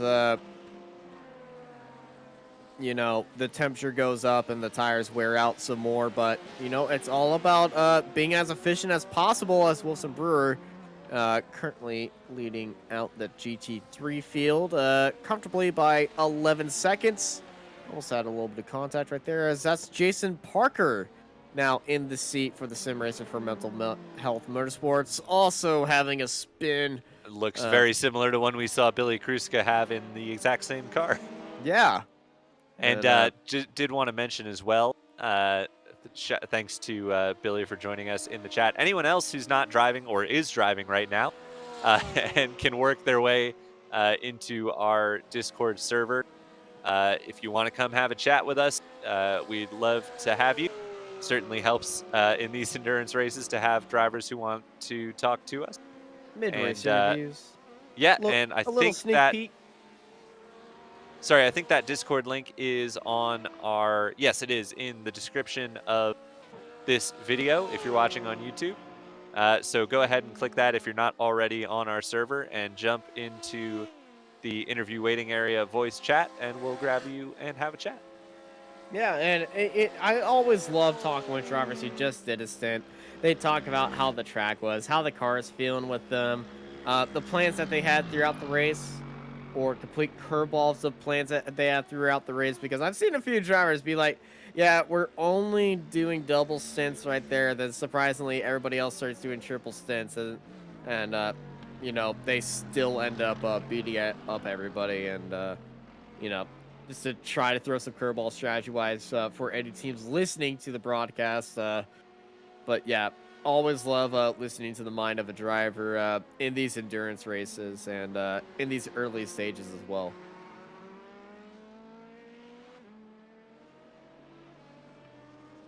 Looking now at the overall leader, that's Brian Johnson in the Category 5 Esports Team Blue car. We mentioned he's on a triple stint, just having a little peek at the lap times. His last lap around a 36.1. 1 minute and 36.1, that is. Second place, Podium Hunters Esports on their double stint just did a 35.58, so closed in round about half a second. And Category 5 Esports Red on fresh tires did a 35.04. So gives you a sense, basically, a stint's worth of tires seem to be worth about half a second at this stage of the race. Yeah, half a second a lap is you know, that's not going to carry over a lot, but you know, it's an advantage, and if you get into that tight squeeze, that half a second will help you out throughout. But you know, if you just really manage those tires, if your car is really set up to be so light on these tires, because Daytona's not that hard of a track on your tires when you really think about it. So you know, if you keep these tires as long as you can, it will really pay off into the night, and you can start doing some crazy stints with them. Yeah, I'm just looking now at the driven motorsports car of Mark Whitley was in pit lane for 1:36 there. I just now noticed he's well off of where he was running in second place. Well, So they he swapped must have had. drivers. No, they didn't.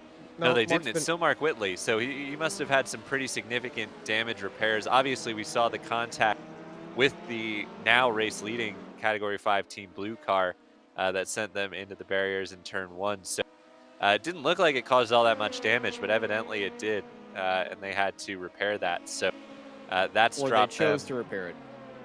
Sure, yes, yeah. Either way, it's dropped them some minute off of the race lead. Here we see a battle between a couple of the EWRL cars, not on the same lap. The 57 actually, not all that long ago, put in the fastest lap of the race with a 34.3 from Landon Lacey. So long delayed is that 57 car, but definitely still some pace in it. Also wanted to mention some teams did swap drivers there. In the Podium Racing Team Argentina car, it's now Yahir Moronta. We mentioned Jason Parker now in the Sim Racers for Mental Health motorsports car. Max Service is now driving the number 77 EWRL motorsport car. Do you remember, was Brendan Madonia in the Team Endurogate car? I think he was.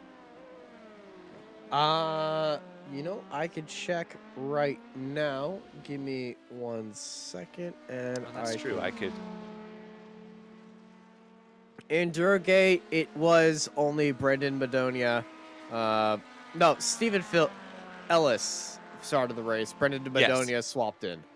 Okay, so we have had a driver change there as well. So Yes. I think that covers the drivers who have swapped. Jason Who else? Parker's in Mention. there. Yeah. We also have a lower down the field. Yahir Moronta. Yep, you hear Moronta. Moronta and Max Service. Did Yep, mention Max those Service. two. Yep. And those are the only teams that have swapped drivers so far. Yeah, thank you for so eloquently summarizing all of the points I just made, Austin. Appreciate it. You know, I just went into iRacing and double checked. Okay, I was just reading off all the drivers who have swapped. No, it's good. It's good to have that reinforcement that I was correct. Yes, the I'm making drivers sure who that have you aren't swapped. crazy. We are not having a yellow-blue situation. I'm not going to bang my head against another wall, and I'm going to sit over here still making cat puns. Well, I don't know what we'd do without your cat puns, so it's Well, there's only been about 3, so... it's certainly a valued contribution to the broadcast for that alone, much less your commentating, which is going to carry the drivers through the wee hours of the morning in this race. Into the night. I don't think we're going into the morning. Well, if you're on the East Coast, you are. Yeah, and you know, our second broadcaster, the one in charge of race number 2, is going to be up to like 2 a.m. I believe. Oh my gosh, I'm going to be up at 1 a.m. Yeah, it's going to be an early morning for Austin and Jonathan, our second race director after Dennis steps out. We bring in all the Jonathan clones to operate the cameras and whatnot, so Yeah. they'll take you to the flag of this one.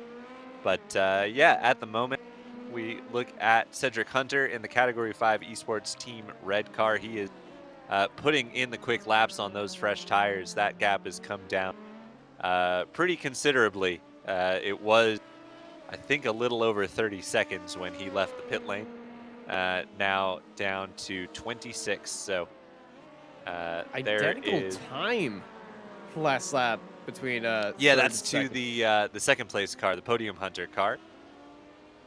So actually, that's good news for Podium Hunter. They've put some good pace on, though they have generally been being caught by the 05 car, as we see him working his way through traffic.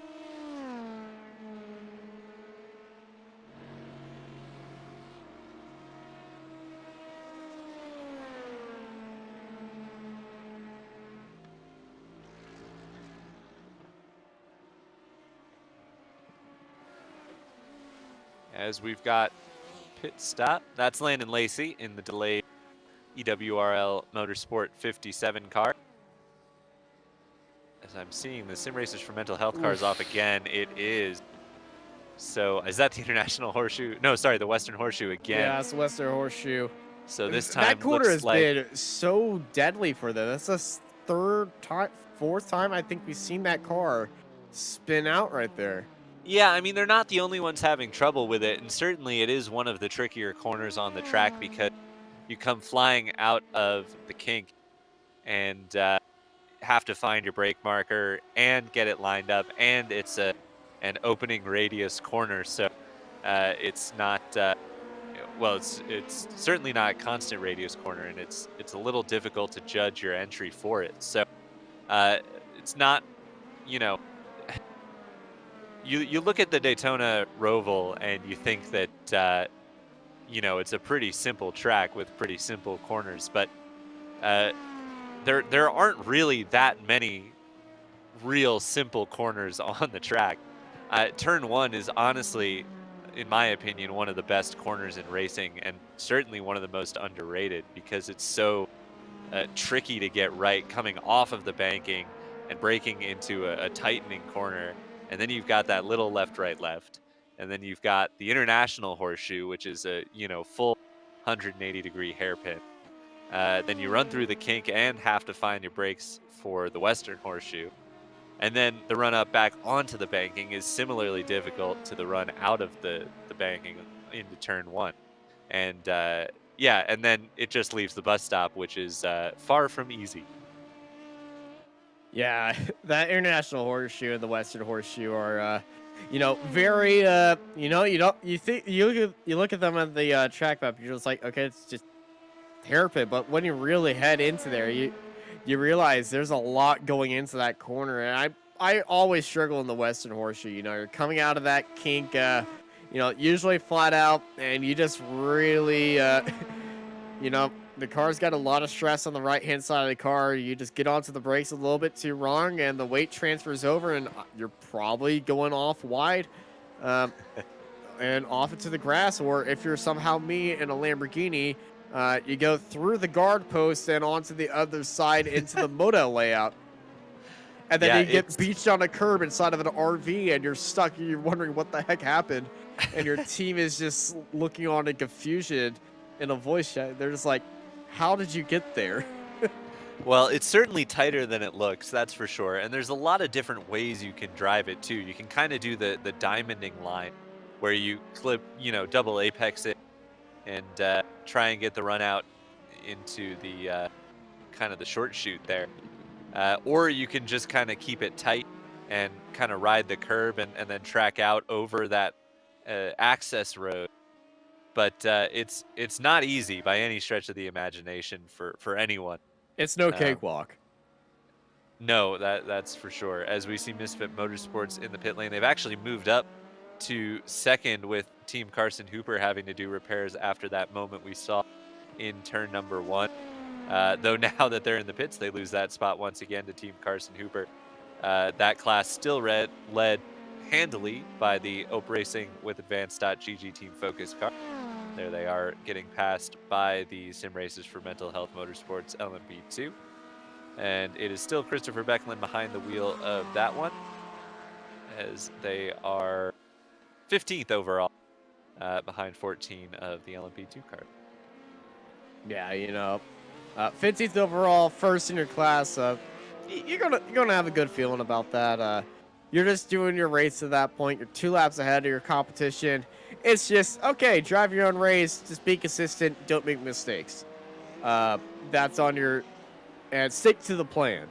Because, you know, if you just go by the safe plan, somebody could come up on a very aggressive strategy and just surprise you. So stick to the plan. Stick to what you've been training for, and you'll be fine. And you might, you know, continue to move up the overall stint if craziness happens in front of you.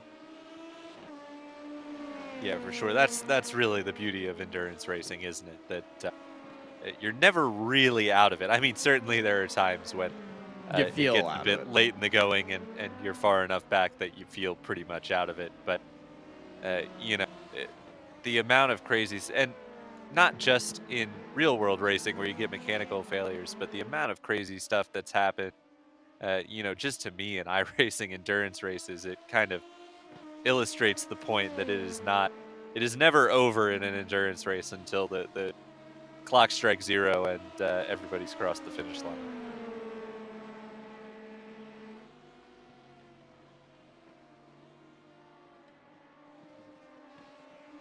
Yeah, I know. My goal in iRacing is, you know, always try to finish, even if my car's exploded. If I get it repaired, get back out on their track, because there's always a spot to gain, and you never know what happens. I was in a race earlier this week at Road America when I was involved in an incident on lap 1, able to get my car repaired, and I was last of the cars running, I believe about 22nd, and the end of the race, I ended up in 13th. So, you know, gained some spots from where I started. Yeah, I think, sorry to interrupt, Austin. I think something's happened to the Category 5 Team White car, because they had been several seconds ahead of the Tifosi Plus car, and just now had fallen behind. Now they're back ahead. They're locked in a battle here. To find. But yeah, the battle is on now. Tifosi Plus might have made a mistake as well, because they passed Category 5 Team White, so I think Team White might have gone a little bit wide in the International Horseshoe, and just missed that breaking point. That's my guess of what happened at the time. Yeah, well, it happened a little bit earlier in the lap that Category 5 dropped behind Tifosi Plus, and then obviously traded places again. We'll see if Dennis has found anything. This was, I think, a change of place. This is maybe just a big run into turn 1. Oh, I bet they got a slowdown in the bus stop. That's what it must have been. Being a little bit naughty there. Yep. So that'll be bleeding off a slowdown. I thought I saw their gap drop pretty dramatically, so that'll be what that was. But they had dropped behind Tifosi Plus. Now they're back ahead as they work their way past the Riddle Rocket Racing solo car, which is a little bit further back of the team car than it was earlier on in the stint. Now over 12 seconds to the race leader, though they do have a nice 12-second gap back to Draft Punk in third, so they've lost some time to the race leader but stretched it over third place. Oh, that's some spice. That'll slow down Draft Punk a little more, as that was the Argentina podium racing team car coming through on the Draft Punk Mercedes. I think they wanted to make sure they cleared it into the International Horseshoe, and they were awfully late on the brakes, and they gave a little hip check.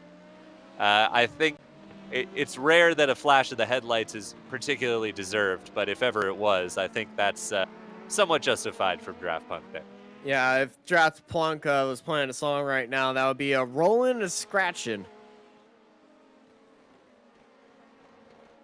I believe you. I'm not super into Daft Punk, so I unfortunately can't draw from their library as easily as you. I am a walking encyclopedia of just stupid and random facts. Well, that's important to have on a 6-hour broadcast, so I'm glad you're here. Especially if somebody has the name of Draft Punk, so I can use that. We've got Chris Teal in the chat on the broadcast, rooting for Ope Racing with Advanced.GG Team Focus. Good to have you. Also, VT Game Fan, who is giving a shout out to all the iRacing peeps. Their kid was diagnosed with epilepsy, and also a personal thanks to the Riddle Rocket Racing guys. So more support for Riddle Rocket Racing there. Thanks to everybody who's watching and in the chat for contributing. And if you are so inclined, give the video a like and give a subscribe to Apex Racing TV if you'd like to see more racing. If you're an endurance racing fan, we've got some coming up just around the corner tomorrow, and literally tomorrow. Literally tomorrow, and of course we've got It's actually in like 10 hours, I believe. Yeah, race start is not too long after this one finishes, and goes for 24 hours, so you can watch racing to your heart's content. We'll be crossing the pond to Le Mans for that one. So if you want to Thankfully see for same, us, it's not immediately. yes, yeah, but same classes as well. So definitely check that out if you like. And of course, Apex covers a whole host of sim racing events likely in your favorite sim racing viewing time slot as well. So definitely give us a like and a subscribe if you'd like to see more. But either way, thank you for tuning in as we see a back and forth battle here. Driven Motorsports and Podium Racing Team Argentina continuing to go at it for 8th place. Yeah, Mark And, went below the yellow line right there. It's completely legal in iRacing. It's also legal in NASCAR. I know they say they don't follow that rule, but they don't really follow that rule either. Yes, I'm a little surprised, Austin, to be quite honest, that Mark hasn't been able to make more forward progress after that long pit stop. He's been pretty much a minute plus back of the race leader, and actually I think he's lost a little bit of time to the race leader. Traffic.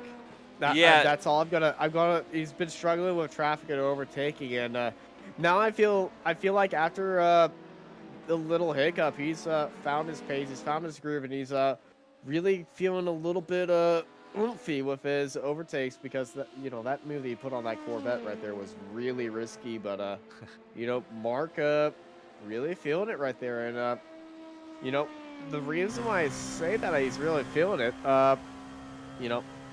he's really flying on this lap because he's on his final laps, I believe, before he heads into the pit stop and does a driver change. Yeah, I think we're looking at around about. I think it's going to be a little bit longer. Yeah, I think it's going to be closer to another 10 minutes before these drivers are in. But yeah, I mean, we saw earlier on that the Driven Motorsports cars seem to have really good pace in a straight line. And I'm wondering if that damage might just be limiting that. And part of the problem when you've got a car that's good in a straight line is that when that's damaged, you don't gain ability to go faster in the corners. You just lose straight line ability. So it could be, it's always a risk of setting your car up in that kind of low downforce, low drag configuration, because as much as the LMP2 cars do have fairly good damage repair here on iRacing, it could still be causing some lingering issues. And Mark just doesn't seem to have that race leading pace that we saw earlier on, except I say that he did a 34.9 last time around, which is pretty much right there with what the race leaders are doing. 35.4 for Category 5 Team Blue, who are on the waning triple stinted tires. And actually, look at those gaps at the front, because we mentioned they would be coming down over the course of this stint, and Podium Hunters on their double stinted tires are well, they're already on the podium and they are chasing down. They're hunting the better part of the podium, the top. Yes, they are. I mean, that gap after the pit stops, if I remember correctly, was about, I want to say 14 seconds. We can see the last several laps there. They have just been reeling them off and closing in. And then the Category 5 Esports red car, which had been over 30 seconds back after the last round of pit stops, now down to 17. So, well, now we're seeing the difference between double stinted tires and triple stinted tires. Remember, Podium Hunters went into the pits first and took tires, and didn't take tires the second time, and Category 5 Team Esports, Category 5 Esports Team Blue stayed out there at triple stinted tires. So if they get jumped right there, that's going to rule out the triple stint for a while, and but if they stay ahead heading into this pit stop, it's going to be up in the air right there. Also a update on the number 6 team of Driven Motorsports. Mark is scheduled for another stint, so he'll be going on for another stint, and then their driver is going to get swapped out. Thank you, Danny Lawson, for that little team update right there. yes, indeed, there is the Driven Motorsport car. But man, that what we're seeing at the front right now is just what I love about endurance racing. That the strategy element and advantage, always moving. Yeah, absolutely, and people just, you know, putting in and 3 completely different strategies at the front, all coalescing here, especially since I would expect to see both of the top 2 cars take tires, and we know that Category 5 Red is not going to take tires unless they're single stinting. So actually, once the pit stop cycle is through, I would expect the Category 5 Team Red car to actually be leading this race, which would be very interesting. That's a good shout. That is a really good shout. As we approach the 2-hour mark, unless the Podium Hunters team stretches a triple or attempts to stretch a triple here. I don't think they're going to do that because, you know, they've caught up to the team that's doing the triple right now, and they see the advantage that they have over there. They gained that advantage through the pit stops, and then out on track, they were consistently 8/10 quicker than Category 5 Esports Team Blue. And what's the track temperature right now? Because the track temperature, there are clouds over the track. It's much darker right now, so the track temperature might be it has fallen about 15 degrees. 16 degrees to be precise, as it was 101 at the start of the race. It's now colder, so the triple stint is looking a little bit more, but at the start of this race, it was in the hundreds. Now it's in the 86 range, so that triple stint is looking a little bit better. It's just, when did they go into the tires first? If you take tires now, that's when I say you should start going into that triple stint right when the sun is not on the track, and you know, you have time to build up the heat of the tires. But at this point, if you've done the double stint, head into the pits, take those tires, and then start triple stinting to the end. Yeah, definitely. The battle for the lead, though, is on, as Podium Hunters can see very clearly the back end of Category 5 Esports Team Blue. They've got some lap traffic up ahead, I believe. That is the 57 EWRL car. I think it's the orange one. As Sim Racers for Mental Health Motorsports is the first to hit the pits in this sequence for the LMP2 cars. Whoa! That was a monster run. Yeah. Oh, it's actually the draft, and ooh, cut him off right there. Lock for the 77 right there, just holding that outside line. But Podium Hunters, your new race leader after a monster run heading into turn 1. A little bit of lockup right there. That's not going to be good on their tires, but hey, they have the advantage with the tire grip as Category 5 Esports Team Blue. Best that they could do is just to stay in that draft and not push these tires any longer and get to the pit stop and get onto a fresh new pair of boots. Yeah, absolutely. You expect, with us expecting both of them to be taking tires, you figure that that gap will be equalized essentially. Oh, there's a big wiggle from Category 5 Team Blue, and I was just about to say, it'll be equalized at the end of their stints. They still have to make that pit stop. It's coming up in just a matter of 5 minutes or so, but that I was just about to say that Category 5, what they really need to do is stay in the tow of Podium Hunters here so that they have it when they exit the pits, but they really seem to be struggling on those tires, and I'm not sure that that's going to be feasible for them. Yeah, the tow's going to help them just a little bit, but they're just so struggling that opening sector. Those tires are gone at this point, so it's not feasible to really see them like locked in there unless that pit is right now. So they're going to really have to think on their toes and try to improve that gap. So this is Gregory Hectus, a Tifosi Plus, closing down that gap to the Driven Motorsports car ahead of him. And really hanging with Mark Whitley there, so doing a good job is Gregory Hectus here in 8th place, still on the lead lap. Probably not terribly far from going a lap down, actually, at 1 minute and 6 seconds back. But still hanging on to the fringes of the lead lap here, 1 hour and 49 minutes into the race. And Endurogate, like always, first one into, well, I shouldn't say, yeah, it is like always. Consistently always in the pit lane, and, you know, their last time they did take tires, so this should be a fuel and go run. Yeah, it was tires and driver last time, I believe. So should be just a splash and dash here. Yeah. Yeah, this time they were beaten into the pits by the sim racers for Mental Health Motorsports car, but generally they have been the first or That was among the first damage, I believe. into the pits. Was it? I thought we hadn't seen another incident for them, but it could very well have been. Yeah, they went in on a Jason. lap 64. It was a very odd pit. That was 3 laps earlier than this. Yeah. So that might be from damage or something. We did see them hit the wall.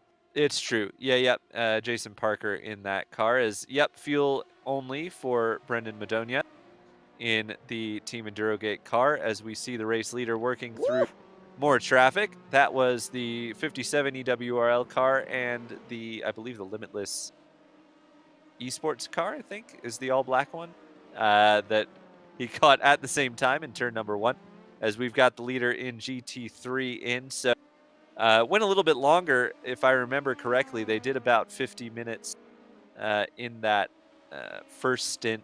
This time, I think extended out to about an hour. Maybe I'm misremembering just a little bit. But No, you're right. They went like 50, 55 minutes that first stint. And, you know, I've done this strategy in the 24 Hours of Daytona. You know, I gave myself about 10, 20 minutes of wiggle room at the end of the race to go into the pits to make sure that I have enough. Like, I've set up my fuel calculations to the end of the race to just be like, I'm going to be heading into the pits with 30 minutes left in this race. And it's full bore right there because everybody else would be fuel saving at the end of the race. But with them, they're racing against their own teammate who is not taking tires. So at this point, they're just going on when it's comfortable. But the sunset right now providing some glorious views out of turns 3 and 4. NASCAR 3 and 4. yes, indeed, and really starting to see those headlights as we have some more LMP2 cars in the pit lane, but not the Podium Hunters Esports car.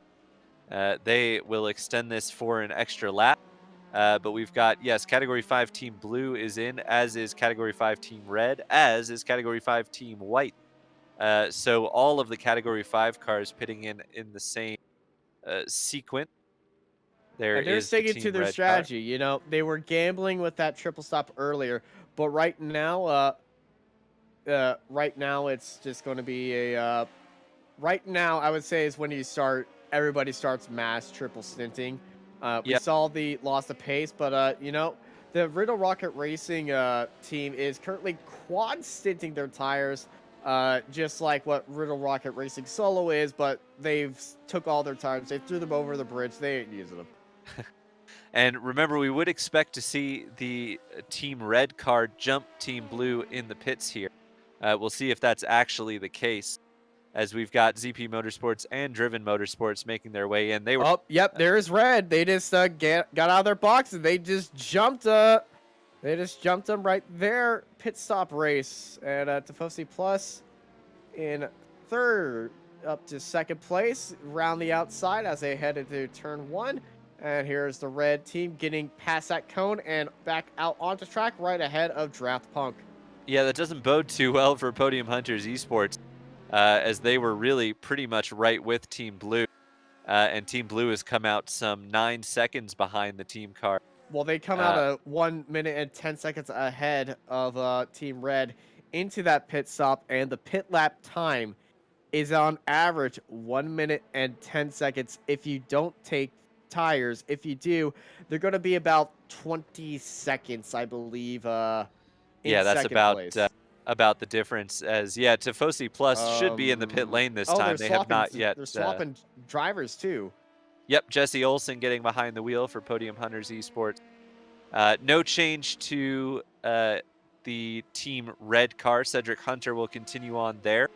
Hunter Hayward has gotten into the Category 5 Team Blue car, so that was a driver change. Team White is still Tom Senchak behind the wheel.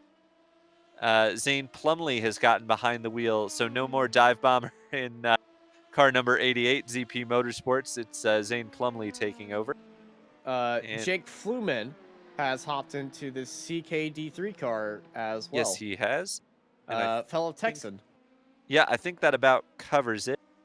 Don't know that we've seen Emerson Ardone in the 57 EWRL car, as we do see the Podium Hunters car dropping behind Category 5 Red. So obviously you're going to do tires with the driver change there.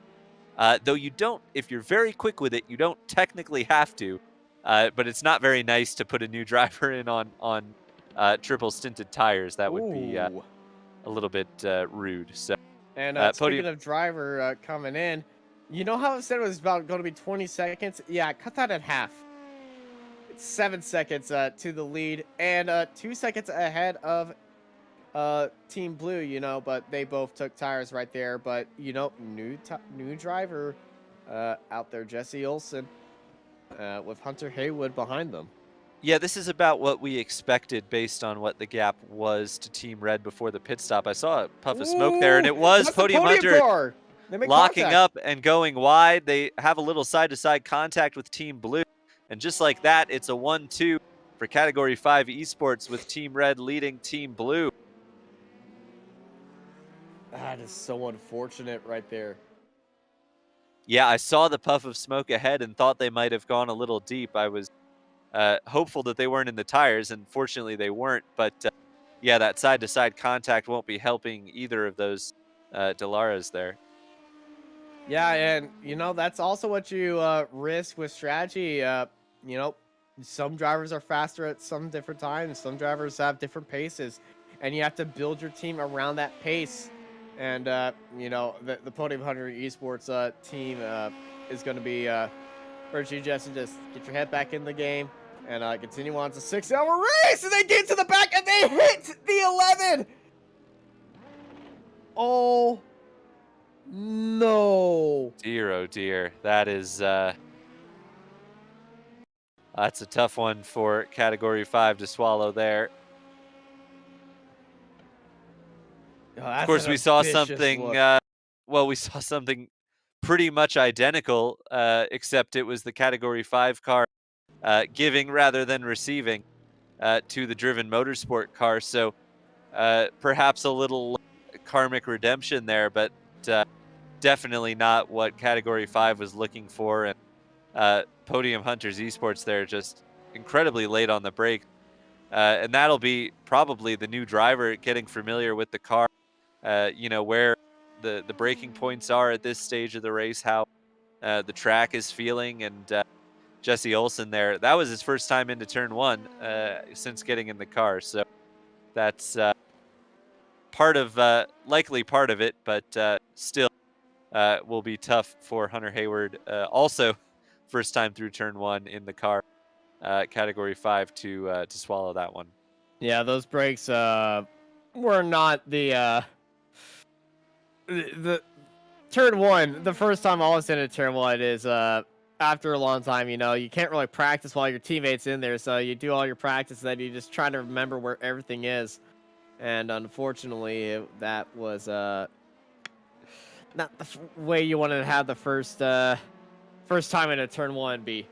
No, it was not. But we've just got a trio of subscriptions to Apex Racing TV. Thank you so much, Tony Bozaglov, VT Game Fan, Zane Plumley. Thank you all for subscribing. We hope to see you on some more of our streams. And we appreciate you giving the channel some support. Yeah, we always love your support here on Apex Racing TV, home of some of the best racing on all iRacing, and we cover everything from global Mazdas all the way up to top series of sim racing as well. You know, Mazdas, Formula cars, Indy cars, prototype challenges, radical challenges. What's your favorite series on Apex Racing TV? Well, I was just about to ask you. I was just about to ask you, Austin. Am I correct in thinking they're doing another season of the Super Trucks?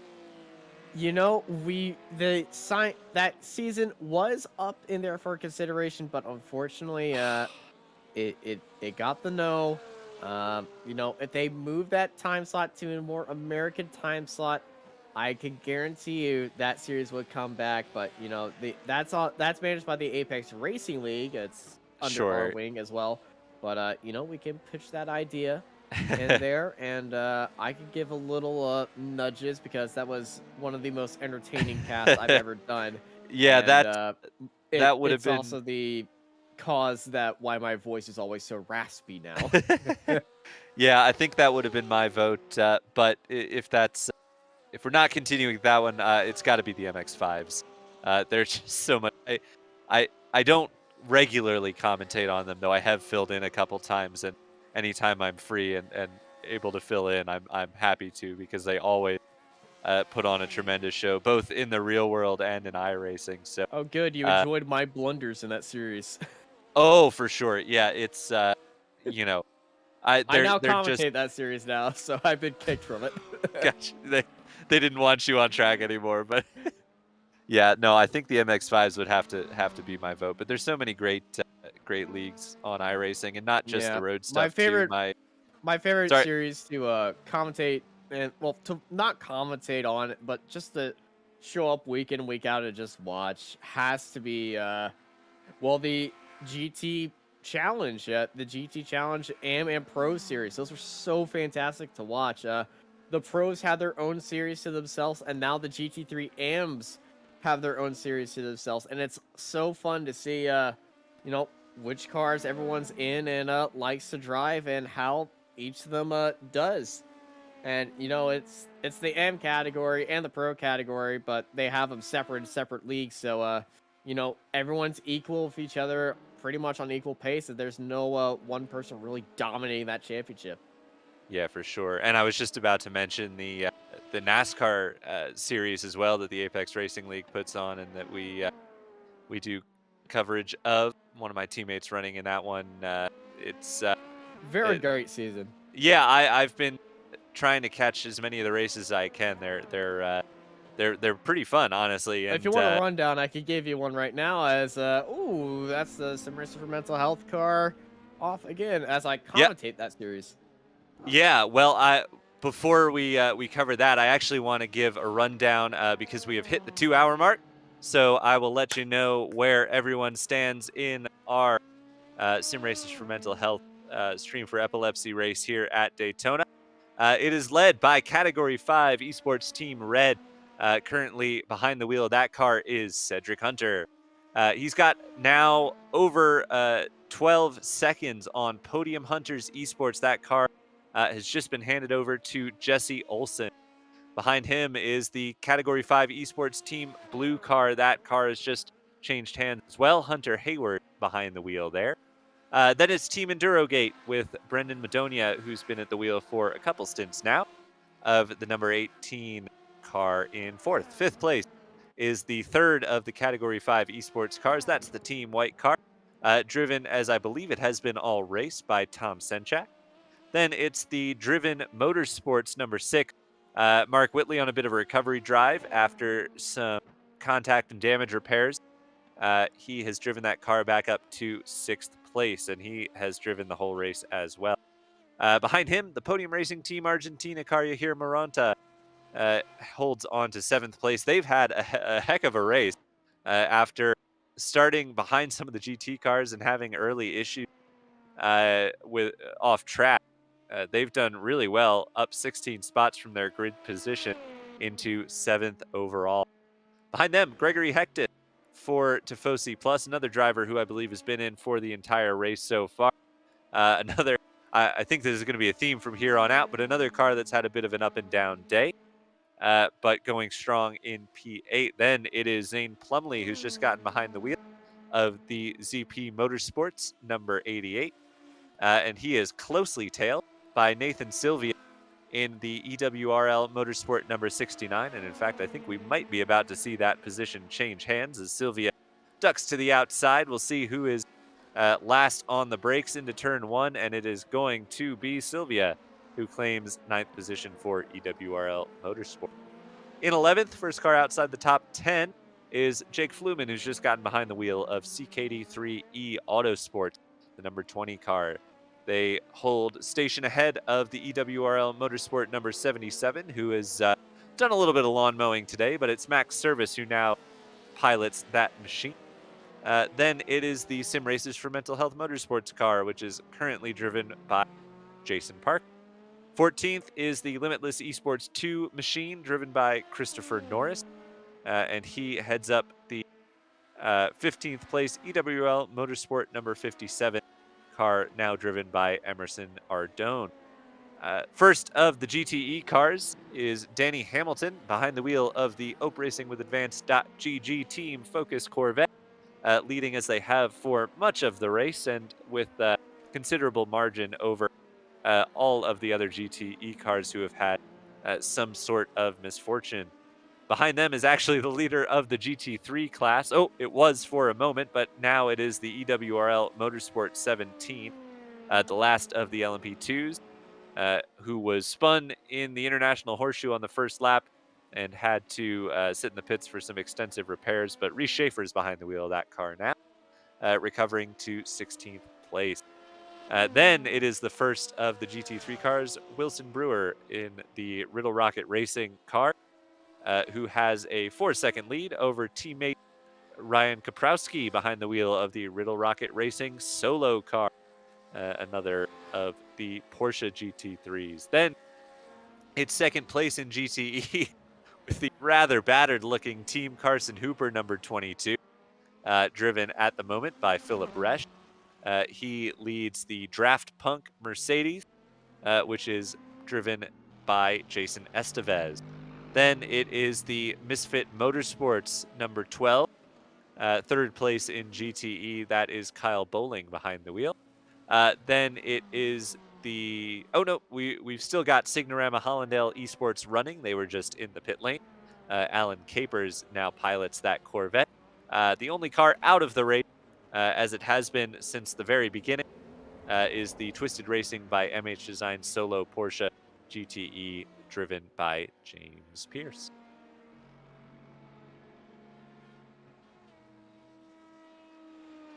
And thank you for that rundown.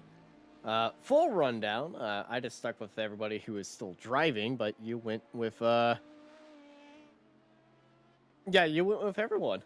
Well, there's only one car not competing, so definitely, especially with drivers who or teams that are sticking it out several laps down, you want to make sure they get their notice, because it's good to have the cars still on track for sure. Yeah, everyone wants to stay in here and support this great. Ooh, that's that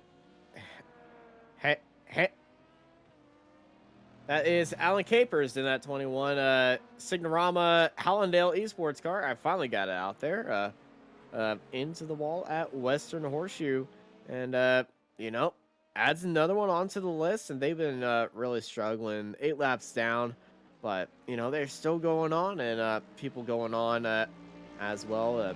They're in this endurance race for themselves, maybe for their family, maybe they know somebody, because this is all for charity and the Epilepsy Foundation, as this is a race to support awareness for epilepsy. The link to donate to that wonderful charity is in our description down below, so click that link, go to our donation page, see the leaderboard on who's donated the most, and try to hit that goal of $1,000.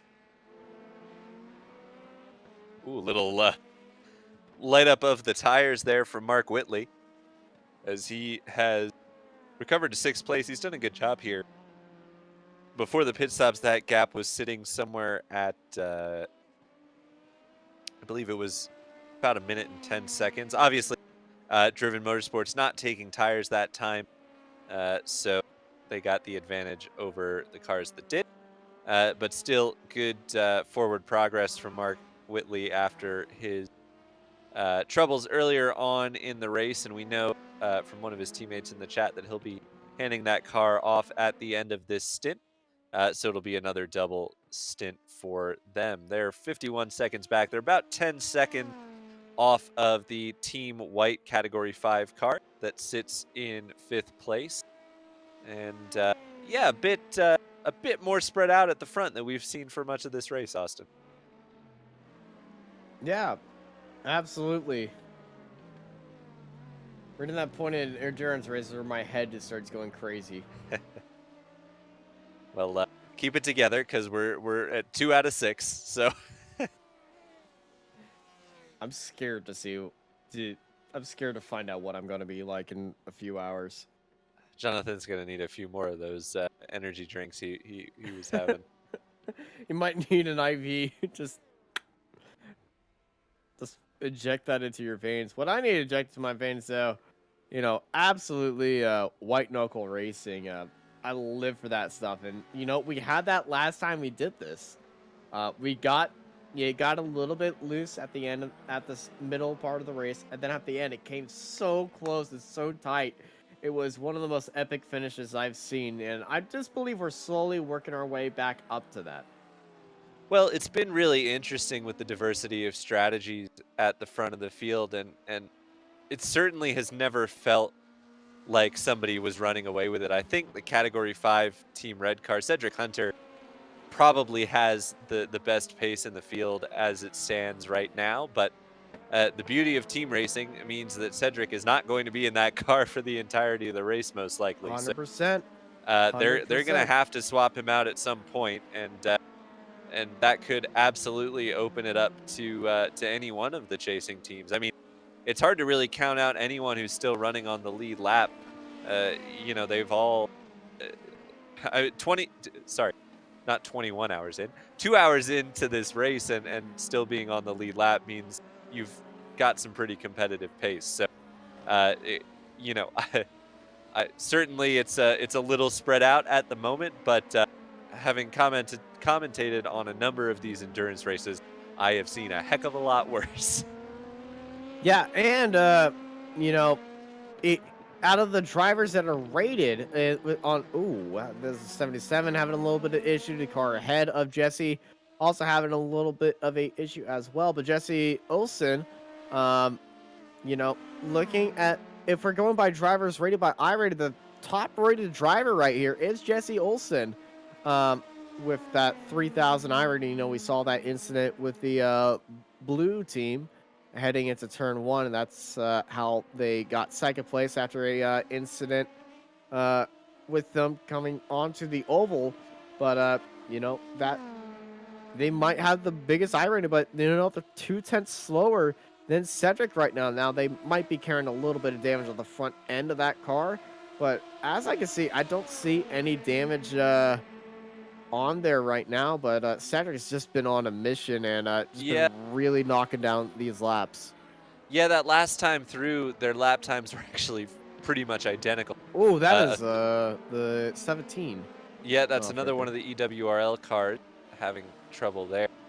Last time through, it was a 35.34 from Cedric in the Team Red car and a 35.33 from Jesse in the Podium Hunters car. So not really making forward progress despite having the fresher tires is Jesse Olsen, but also fresh driver, so still potentially finding the limit in that car. And you got to work up the tires to temperature too a little bit more because the temperatures are lower. Yeah, definitely. And you have to imagine Cedric will not be in the Team Red car for too much longer. Unless they're doing a tire solo thing, but I do not believe that will be the case. iRacing does allow you to see who is on the team, but it doesn't allow you to see who's been in the car or is currently in that car's spectator team until they get into the car. Then we can see who has gotten onto the track and into that car, into that seat, and made it the hot seat for them as somebody was off at turn 1. That was that was the Argentina car. Yes, the Podium Racing Team Argentina, and I think that position just changed hands with Tifosi Plus going back through. That was still got some hot tires there. Yeah, marshmallows on the back wheels a bit for the number 75 car, but he keeps it under him that time, does Yahir Maranta. And we continue on. Yeah, now 2 hours and 15 minutes into this race. We want to mention again, if any team drivers or team members want to have a chat with us, the Discord link for Apex Racing TV is in the description of this video, so you can go ahead and click that. Join us in Discord and just hop in the interview waiting area. Make sure you put your real name or name as it appears in iRacing, and we'll pull you in and have a chat. But for now, we watch the Draft Punk car getting passed by Mark Whitley in the Driven Motorsports LMP2 car. A bit wide on exit is Mark, but he keeps pushing. He's closed just a little bit on the Category 5 Team White car, And the car in the behind last him, couple laps. the car behind him is the Misfit Motorsports car. It's behind them on the overall thing and on track. This is actually a fight for position 21st overall. Not going to really be much of a fight. One of them is a Corvette, the other one is a Mercedes, but you know, they're kind of slightly similarly paced on the top speed type of things. But you know, top speed of that Corvette is a lot higher than that Mercedes. Goes onto the outside, and they're gonna swap spots right there, and that GT3 is going to go underneath everyone else. Carson Hooper's team heads into the pit lane, so Draft Punk, no, Misfit Motorsports looking to jump on that that Corvette. Carson Hooper's team's been really wrecked. Yeah, just noticed that Tifosi Plus got passed back by the Podium Racing Team Argentina car. Didn't quite catch where it happened, but I think Tifosi Plus might have had a bit of an off because they've dropped a decent ways back from that car. There you can see it up down the road. But that's Gregory Hectus behind the wheel. And I think that is the EWRL 69 behind, so that is also for position. This is probably the closest battle on track. Here's the initial off we saw for... No. Oh, no, you're right. There it is. Oh. That would be a weird place to happened? serve a slowdown. So I'm wondering if it's something like Back VR end kick out dropout heading, or something. No, back or... end probably kicked out heading to turn 1. And they just saved it. Or they've done what I did at the Cadillac and completely forget to shift down. Yeah, I'm not sure, but certainly a weird place to be going slowly. I feel like they might have, the back end might have kicked out and they just saved it and just stayed to the left while trying to regain themselves a little bit. Yeah, it's possible. We go back live to see Tifosi Plus under pressure from EWRL Motorsport 69. Nathan Sylvia behind the wheel of that car. Still the highest running of the EWRL Motorsport stable, as they have been for most of the race. Team update. Jonathan Smith will be hopping into the car for Driven Motorsports. They'll be taking over for Mark Whitley next stop. So thank you, Danny Lawson, once again for giving us insight on the Driven Motorsports team and their strategies. But it seems like every 2 hours they're going to be swapping drivers. And, you know, I'm guessing it will be Danny finishing off the race. I see we've got somebody in the interview waiting area for us. If you could, please change your name to what your name is in iRacing so we know who you are, and we will pull you in. As much as I love sushi, I like knowing who I'm talking to. Yeah, hopefully we get that sorted. We can have another conversation with a driver here. Have you ever had sushi? Have I ever had sushi?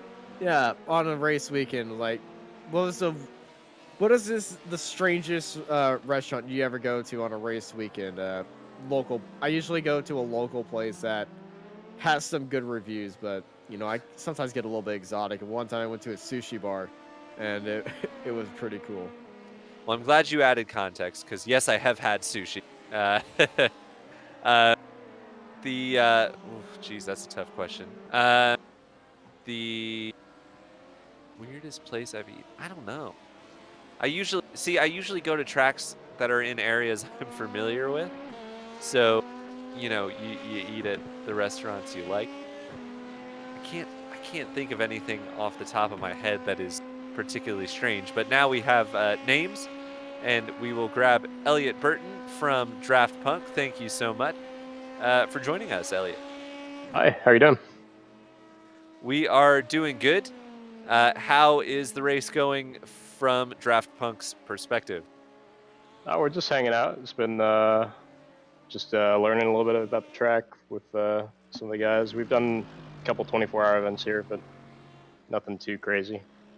So it's been pretty good. Most of the drivers are pretty good. Yeah, it's.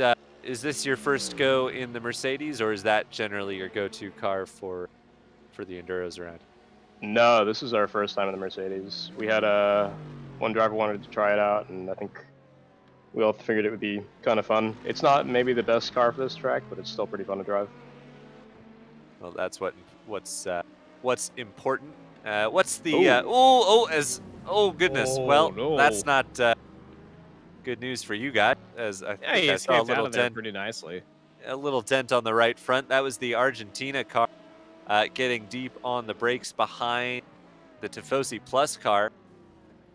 Yeah, nobody with a ton of damage from that one, but I think you guys might have picked up a little on the front right. Yeah, we might have. I think we escaped a little bit of a bigger incident there.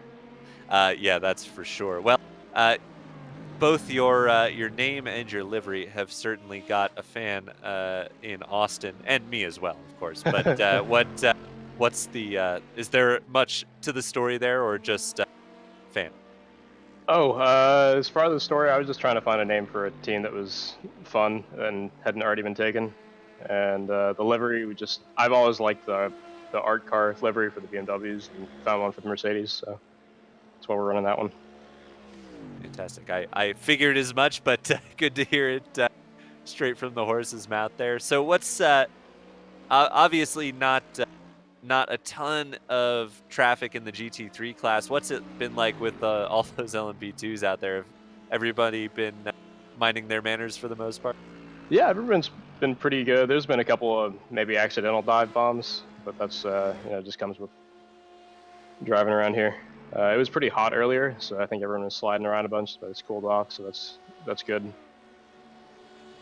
Fair enough. Austin, anything for Elliot before we dispatch him? Not actually. You pretty much cleared up everything, mainly about the team name, but yeah. How's it like driving a GT3 in a LMP-dominated field?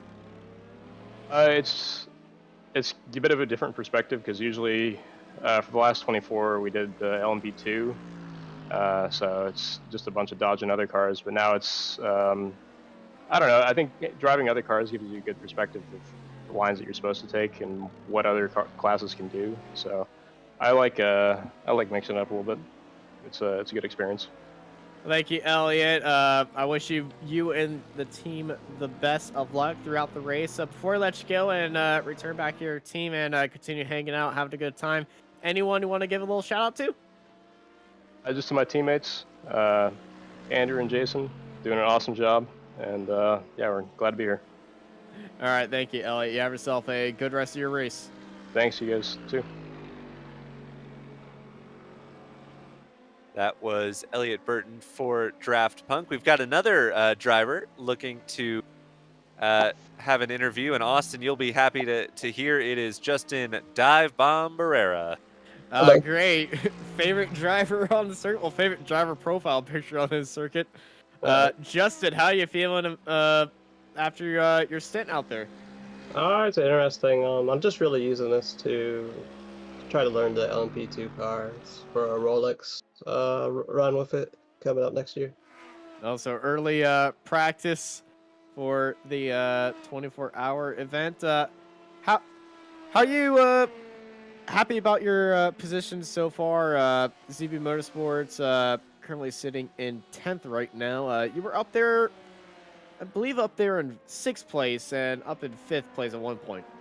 Yeah, I made a couple mistakes, and I knew it was going to happen at one point or another, so I'm just learning from the car, with the car and everything. I'm happy with it. I think we're happy, both of us, with what we're learning and everything. In general, it would be nice if I didn't lock up or spin or or go off, but I didn't know how the third stint on the tires would feel, and I wanted to know. So I was like, well, we're just going to do a third stint on the tires. Let's go. All right. I do have one question that I really want to know. Your driver profile picture is a Lotus F1 car with a cat in it, and I was trying to make cat puns of Lotus F1 drivers. Is there a purpose for that cat in there?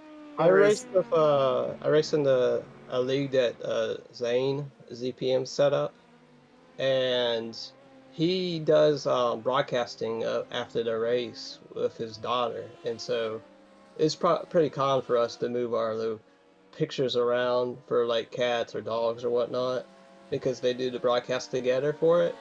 And recently she had a birthday, so we did all that, and we did a lot of like happy birthday card liveries as well for the last event. But yeah, that's pretty much why it's up there, and I totally forgot to take it down. Well, I gave you the nickname of Kitty Räikkönen from that, so you might want to keep that. Yeah, I don't know if anybody, the Dive Bomberero deal came out when I joined recently, not recently, but about a year ago with them. I brought over my Forza tendencies, so yeah, I got named that pretty quickly. So I went with it and rolled with it after that, and just attached it, and I was like, yeah, okay, whatever. It doesn't matter what. At least when people see it, they either get spooked out or are afraid. So, but yeah. Well, that's the end of my questions for me. Tyler, do you have any questions for Justin? No, not particularly. I just enjoy the discussion. The story behind the profile picture is better than I expected. But no, Justin. Best of luck for the remainder of the race for the team. Is there anyone you want to give a shout out to before we drop you here? I always give a shout out to my folks, my parents, mom, dad, family, and then working with Zane Pumley on the ZPM team, and everybody from that's helped us get here and there. Appreciate it. I appreciate you guys for putting this on and hosting this 6-hour live event. Awesome. Well, thank you for joining us, Justin. Good luck to you guys, ZP Motorsports, for the rest of the race, and hopefully we'll see you guys a little bit later. All right. Talk to you guys later. See ya.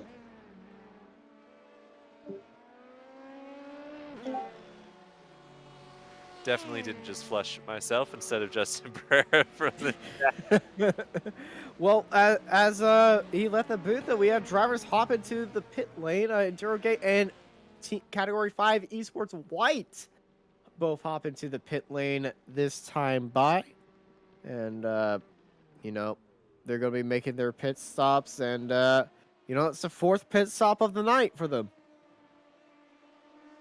Yeah, getting down. And it looks like Esports White just swapped drivers. Vincent Sora hops into the car. Yep, so getting to the close to the halfway point of this race now, just about 2.5 hours in. So getting to when we might see more of those driver swaps if they're 2-car teams, probably switching at halfway. 3-car teams, you know, you switch every kind of 2 hours there or thereabouts. So, yeah, we'll probably see some driver swaps here, but a little early for the Team White car. They've generally been among the earlier cars, but later than the Endurogate team. So not sure if the Endurogate team went a little longer or Team White went a little shorter, but definitely a bit earlier than I would have expected to see them in the pit lane. I feel like they might have been caught up in a little bit of something and just wanted to get out of that that little fight. They might have been having with somebody or just stuck in traffic and might have picked up a little bit of damage. Decided now's the time to bite the bullet. 5 laps to go on these tires, and also new tires, new driver. I think the driver hopping in said, "Okay, I'm ready now. I'm ready when you're ready," and the other driver just picked that time, got it to 5 laps left in the tank, and then you hop in, and that's usually when the discussion is. The Tifosi Plus car is still in the pit lane, or it's actually showing out right now. Yeah, I see that as well. Not sure what what happened there to Gregory Hectus. Maybe a disconnect. Don't know if we have anything on the... He disconnected in the pit lane, though. I'm not sure what's happened here, but we'll find out as our race leader, Category 5 team, Category 5 Red hops into the pit lane with EWRL 69 and CKD3 hop into the pits as well. So, you know, we'll see if the rest of the Category 5 teams hop in there. But Jesse Olsen, Podium Hunters, just put down the fastest lap of the race of 1:34.29. So, you know, this is now we're going to be seeing those tires really start to go into the work. And, you know, those triple stinting tires strategy seems to be the play now with the lower temperatures. They weren't working earlier. So let's see what the Podium Hunters can continue the pressure on the Category 5 Esports Red. They are not taking tires as Team Blue comes into the pits now, and Driven Motorsports is going to be swapping over to Jonathan Smith this time and taking tires as well. Yeah, interesting that Podium Hunters stayed out the extra lap here. We haven't really seen all that much variance among the kind of front-running teams in terms of pit lap, but actually, now that I say that, I do remember the 3 Category 5 cars pitting kind of a lap earlier than everybody last time, so maybe not all that surprising. And as expected, we see Jonathan Smith getting behind the wheel of the Driven Motorsports car. We'll expect to see Jesse Olsen in. Cedric Hunter did stay behind the wheel of that Category 5 Esports Team Red car, so it'll be at least one more stint for Cedric. Yeah, I'm expecting them to swap drivers when they swap tires. If they have another driver planned, but ooh, Jesse taking a little bit of evasive action on pit lane of a Porsche coming out of their pit box. But Jesse makes her stop.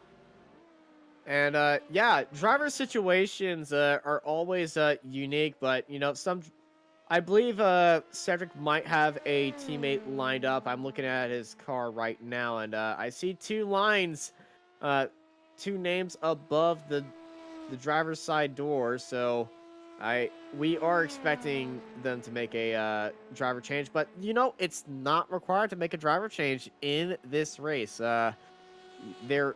You can do it solo, you can do it with a team. The minimum amount of people you can complete this race with is 1. The maximum is 6. No team is going to be super powery enough to do that, or else they'd be swapping drivers every hour. Yeah, that'd be a bit tricky. But yeah, it'd be tricky to pull off. But we may or may not see somebody pull all 6 hours behind the wheel, but we are going to see somebody pull all 6 hours behind the mic. Yes, I'm a psychopath. The one and only Austin Knight is going to be covering this race start to finish. So you'll get to hear his wonderful voice through the entirety of this race, and at least somebody will complete all 6 hours. We're sure of that. Yeah, the commentator behind the microphone and the coverage on Apex Racing TV. We will be doing a coverage swap change. We do have a part 2 lined up very soon, but that goes up in 27 minutes. So, you know, we're nearing the ends of the first leg of this broadcast, but the broadcast still carries on here on Apex Racing TV for the Sim Racers for Mental Health charity event. Stream for Epilepsy over on part 2. You can find that on the Apex Racing TV channel. Subscribe, click that bell, and when this stream ends, just go to your subscription tab, and we shall be the first stream back up there, or just click on the Apex Racing TV channel and go to our live and upcoming events, and it should be the first one on that list as well. And you'll also notice the 24-hour race, which has multiple parts lined up for that as well, which will focus on not only 6 hours, but 24 hours of action. And that race starts pretty soon when this one ends. So, constant racing action here on Apex Racing TV. No, I'm not commentating on 24 hours of that. I will die. Yeah, that would just be unhealthy. So especially since it starts right after this one, pretty much. So, yeah. As much as I like giant checks from doing a lot of commentary, I'm not crazy about money. no. As we see the third place overall car, Category 5 Esports Team Blue, working around the Riddle Rocket Racing solo car. Now, looking at pit stop times, it doesn't appear that Team Blue took any sort of damage repair. So whether or not they had damage from that contact in turn 1 with the Podium Hunters Esports car, they did not repair any. So they're either rolling wounded or escaped unscathed, which would be quite fortunate for them.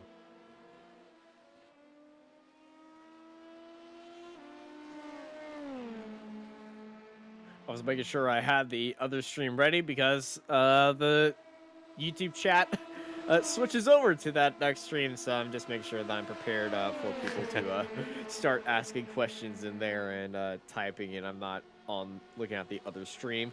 As this is a move for 7th place, Sylvia down the inside of you here, and the 69 EWRL Motorsport car. It's up there in the 7th where they started that race. That was a pretty clean pass heading into turn 1. They had that one pretty lined up well from the beginning. That's actually important to note, Austin, that for those of you watching on YouTube, we will be switching over to a second stream. Correct me if I'm wrong, Dennis, but I believe it will be at 3-hour mark of the race, or will it be at the top of the hour? Halfway top of the yeah, it will be at the top. Well, of the hour. I'm just wondering if it's on race time or on real world time, because I would race say time real is world about time. 15 minutes. I would say real world time because we had it scheduled for 10 originally, but the person who scheduled it completely forgot. America had different daylight saving times than European. That's putting the blame on nobody though. Yeah, so most likely the top of minutes. the hour. Yeah, 10 minutes wherever you are, we will most likely be switching over to a second stream, which you can find right here on Apex Racing TV on YouTube. Yeah, and I believe we will have a little bit of overlap with that stream and this stream. So Jonathan's in the booth with us. He's getting all of his stuff set, ready to go, and yeah, we'll see you over there very soon. But currently, right now, 2 hours and 37 minutes have passed, and in this wonderful race for charity here at Daytona, we're racing for Epilepsy, the Epilepsy Foundation right now, and everyone here is racing for someone that they know who has epilepsy, or they know about the awareness, and they want to, raise some money for that. We've raised a total of $150. A part of the Streamlabs charity Stream for Epilepsy Foundation, which has a total goal of $40,000. We're just a small cog in the machine of all this, but together we're all trying to stream for awareness of epilepsy and trying to find a cure for something that does provide a lot of problems for a few people out there. Yes, indeed. As we watch the Podium Racing Team Argentina LMP2 car making their way around, it's still Yahir Moranta behind the wheel of that car. Now 1 lap down. They had been holding on for a little while as the last car on the lead lap. In fact, now the EWRL Motorsport 69 car is a lap down as well in 7th place. So Driven Motorsports Jonathan Smith now holds down the honors of last car on the lead lap. Looking at the gap at the front, not a ton of change there. Still round about 12 seconds back from Category 5 Esports Team Red to Podium Hunters Esports. Last lap, Podium Hunters Esports lost quite a bit. I think that must have been traffic. You can see from the time. They've been pretty much matching what the Category 5 car had been doing. So not a ton of change there, but still pressing on in that Podium Hunters Esports car is Jesse Olsen, trying to reel in the race leader and still doing it on slightly fresher tires as the Category 5 Esports Team Red team going for the triple stint here, while Podium Hunters is working on a double. Yeah, and I'm standing by with Andrew Lewis. Andrew, how are you feeling about this race so far? Look, man, we are. I'm running with Draft Punk, and I think our team right now is doing great. I'm ready to get my stint in once the temps go down a little bit. See if we can't catch up to these other 2 GTE cars. Yeah, I was hearing a lot about the Draft Punk guys. Y'all are just hanging out, having a good time, and just chilling the Mercedes out there. Currently sitting in third out of 3, but you know you've been putting in some decent laps right there. You're keeping pace with everybody else. So how you really feeling about this car and everything going on? I mean, I'm really hoping for the best. I honestly think that we can get on the podium in our class. So yeah, we're just hanging out. We're having fun running with these guys. We wanted to come out and raise money for a good cause, and that's what we're doing, man. Yeah, it seems that you and everyone is definitely racing with the right mindset out there. Tyler, do you have any questions for Andrew? Well, we already talked to Elliot to get the backstory on the team, but how are you finding the racing out there? Have you been out on track yet? No. Yet, I'm gonna try to bring it home. So I'm gonna get the last 2-hour stint, or the next 2 pit runs. So I haven't been out there yet, but from what I've been seeing, it looks pretty good. There's definitely been some slip-ups here and there, but it's just been interesting to watch these faster class cars come ripping by. Yeah, we heard from some of the drivers that track temps are starting to go down with the sun, so things getting a little cooler out there. So really, you get your time to shine with the cool temperatures in the dark. Have you practiced in the dark at all, or is that going to be stepping into the unknown? No, I typically run a little better at night. I know it has a lot to do with track temps and cooler temps, but I also just think there's a lot less distractions at night as far as just looking around. So you kind of really have to focus in on the turns, your brake marks, and your apexes. So I'm excited to run in the dark. I really am. Awesome. Well, that's good to hear. And like Austin said, you guys definitely have the right attitude, right approach for this race.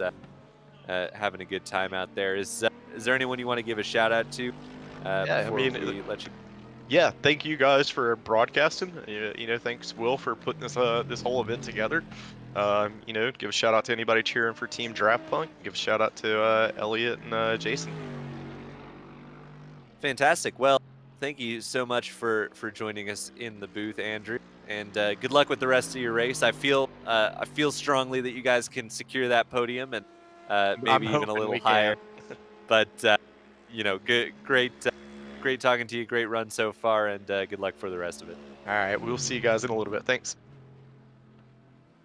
That was Andrew Lewis, so we'll be seeing them in a little bit out there on track and ready to get on.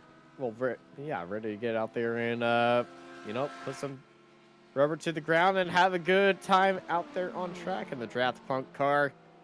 As we're nearing the end of this broadcast here.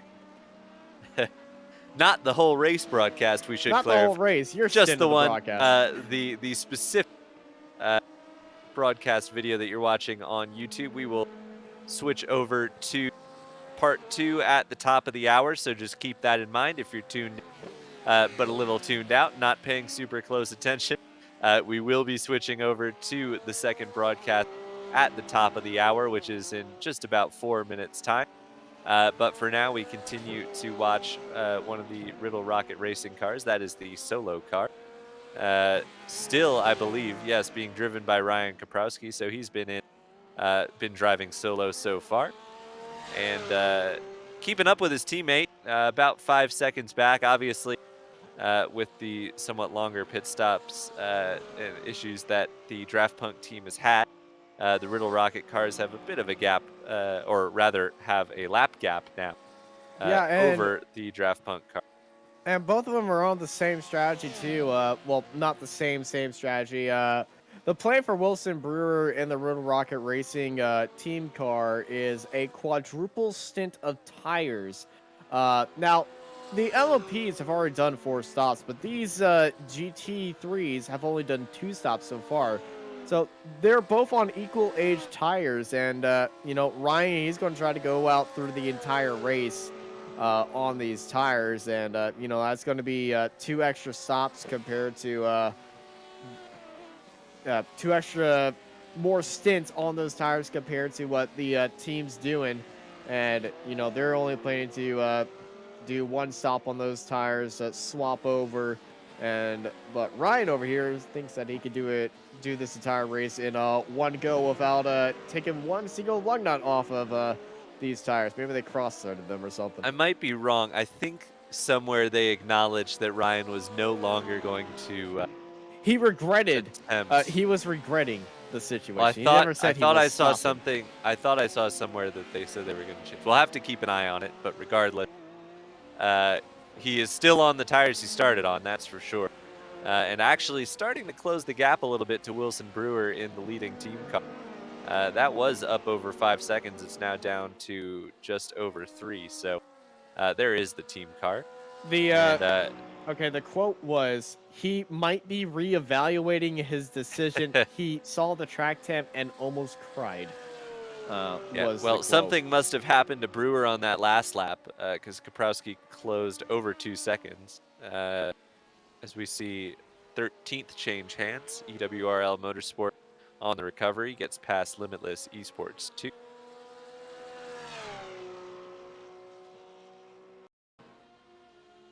I think we will get a replay of that from a ways back.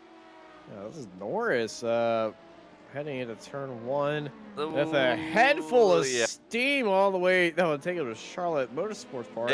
You could see that that wiggle as he first got on the brakes, and you knew it was not going to end well. Probably better that than spinning it into the wall, as we see the Real Rocket Racing car head to pit lane. We shouldn't be seeing any of the jacks going on or any of the stuff. Always. We've got a driver change. That is the team. That's a team car. Yes. I've done it again.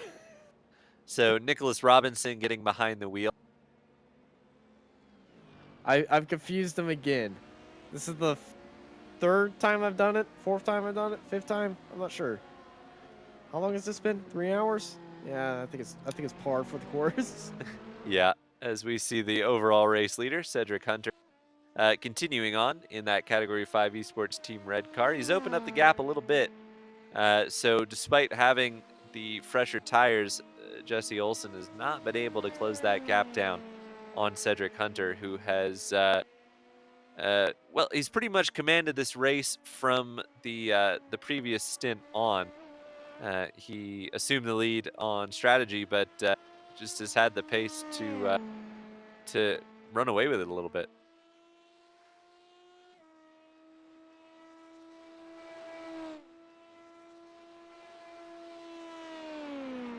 Now, looking at the team, I don't see. They do have another driver registered, but what we don't know is if that is just going to be a crew member or they're actually going to drive. So remains to be seen. Cedric Hunter has driven every lap so far. Yeah. We will have to wait and see if they will swap around on the next stop. I believe if you have somebody else registered, as long as they don't get into the car, it used to be the situation where if you have them registered, they have to go and they were declared. That's what it was, and that's how it is in the official series. But you know, in the hostess thing, they can register for the car, but they don't have to get on. Until they get on, then they have to get into the car. But this is the stream sim races for mental health. 6-hour endurance championship stream for Epilepsy. All these drivers are racing for a great cause, and what a great cause it is. You know, endurance races take time. We've reached that halfway point. Tyler, I'm gonna let you sign you and Dennis off.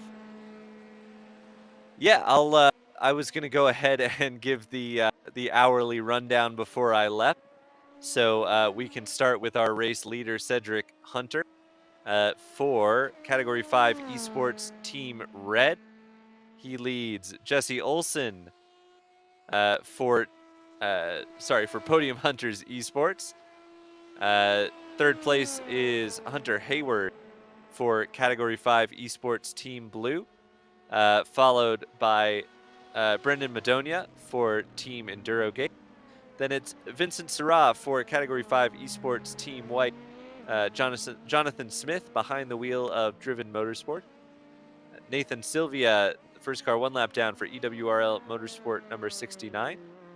Then it's Yahir Maranta for Podium Racing Team Argentina. Then Zane Plumley for ZP Motorsport. Jake Fluman for CKD3E Autosports. Seth Berger is now behind the wheel of the number 77 EWRL Motorsport car. That is 11th place. Then it's Jason Parker for Sim Racers for Mental Health Motorsport. 13th is Christopher Norris for Limitless Esports 2. Then Joshua Ballier for EWL Motorsports 57. Reese Schaefer for EWL Motorsports number 17. That's your top 15 and all of the running LMP2 cars. First of the GTEs, Ope Racing with Advanced.GG team. Oops, I lost the full team name there. Focus. That's the number 311. Team Focus, thank you. First in GTE, the number 311. Then it's the first of the GT3 cars, Riddle Rocket Racing solo, though they do owe us a pit stop relatively soon. They lead the team car Riddle Rocket Racing. Second in GTE, and next up overall is Philip Resch for Team Carson Hoop. Then it's Jason Estevez for Draft Punk, third in GT3. Kyle Bowling for Misfit Motorsport is third in GTE.